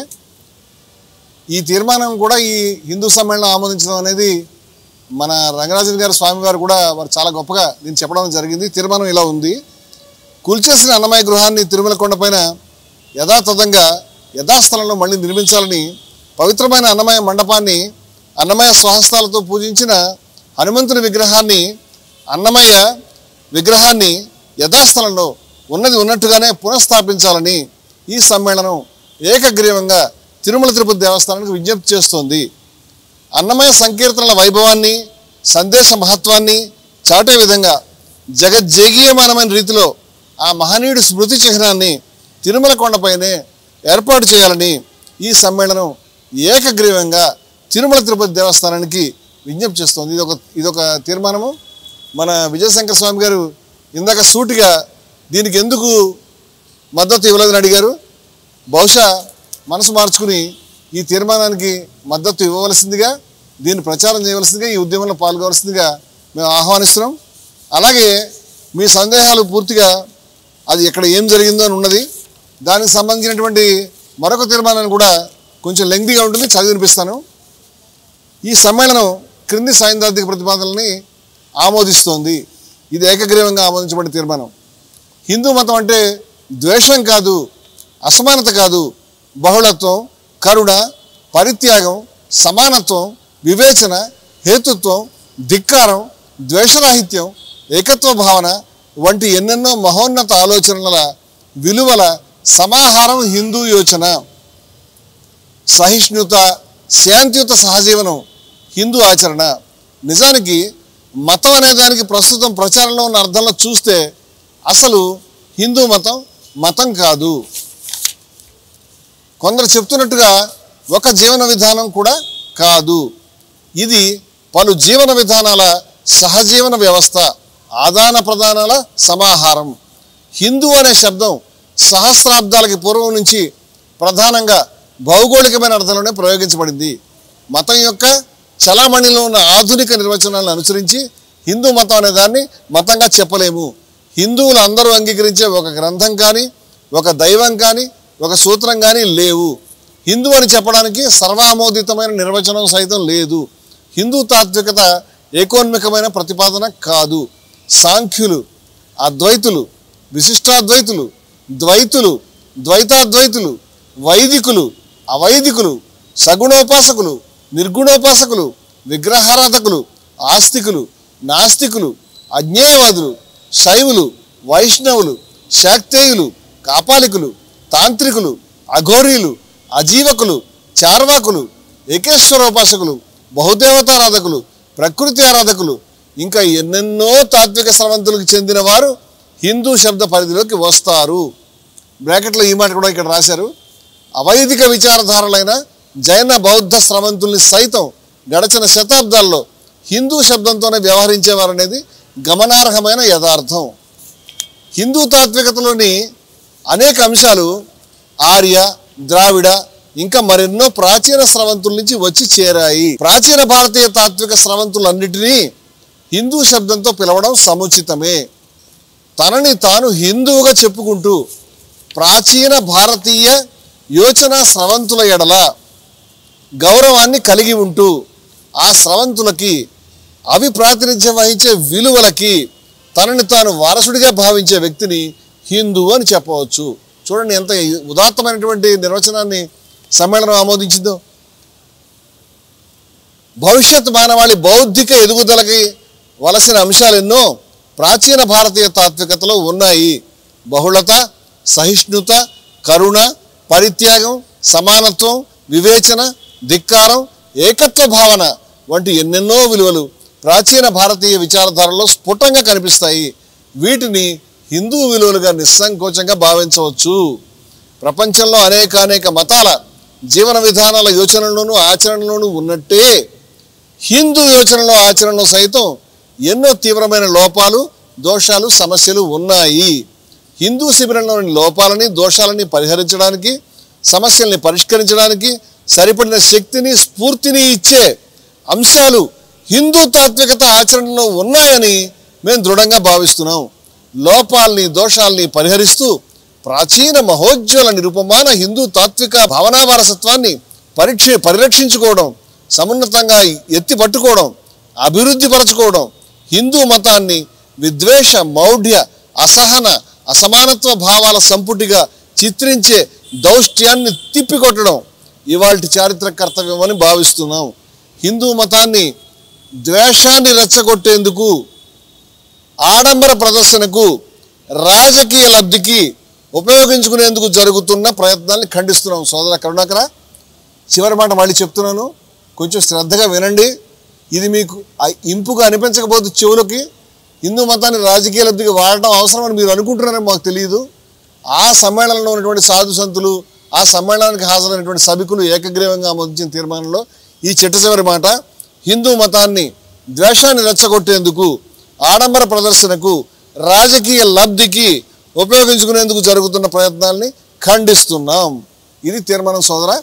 ఆ సభలో ఆ సమ్మేళనంలో మేము డైరెక్ట్గా విజ్ఞప్తి కూడా చేశాము. రాజకీయ నాయకుల దూరంగా ఉండి మతానికి, హిందూ మతానికి, ముస్లిం మతానికి కానీ ఏ మతాన్ని కూడా దయవుంచి రాజకీయాలు కనుక వాడుకోవద్దు. మీ ప్రచారాలు మీరు చేసుకోండి, మీ ఓట్లు మీరు అడగండి, మీ పనులు మీరు చేసుకోండి. కానీ మతానికి సంబంధించిన దైవాల్ని, మతానికి సంబంధించిన పుస్తకాల్ని, మతానికి సంబంధించిన విశ్వాసాలని, భావాలని రాజకీయాల్లో గెడవద్దని మేము చేతులు జోడించి చెప్తున్నాను కూడా ఆ సదస్సులో ఆ సమ్మేళనంలో చెప్పడం అనేది జరిగింది సోదరా. సో ఇది విషయం. అందువల్ల ఏ పత్రిక ఏమి రాసిందో తెలుసుకోవాలంటే అక్కడ జరిగినటువంటి తీర్మానాల యొక్క పాఠాన్ని తెలుసుకోవడానికి ప్రయత్నం జరిగి ఉండాలి.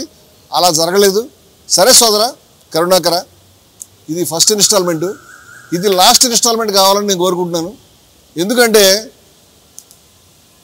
మళ్ళీ మమ్మల్ని ఇందాకటి భాషలోనే మరి కదిపే ప్రయత్నం చేస్తే మేము ఖచ్చితంగా దానికి తగిన రీతిన సమాధానం చెప్పాల్సి వస్తుంది. అలా కాకుండా ఈ స్వాములు ఇద్దరు కూడా మహనీయులు విజ్ఞప్తి చేసిన రీతిలో దయవుంచి ఇటువంటి ప్రయత్నాలకి అసమానత్వాన్ని విద్వేషాన్ని మంచిదని మీరు కూడా చెప్పారు కాబట్టి తమరు కూడా మంచిదే 2-3 సార్లు చెప్పడం జరిగింది. ఆ మంచిది ఏదైతే ఉన్నదో దాన్ని బలపరిచేందుకు ముందుకు రావాలని, ఈ ఉద్యమాలకి మద్దతు ఇవ్వాలని, విద్వేషం అసమానత్వానికి వ్యతిరేకంగా మీరు ముందుకు రావాలని, అన్నమయ్య గృహసాధనకి ముందుకు రావాలని మీకు విజ్ఞప్తి చేస్తా ముగిస్తున్నాను సోదరా. Thank you very much.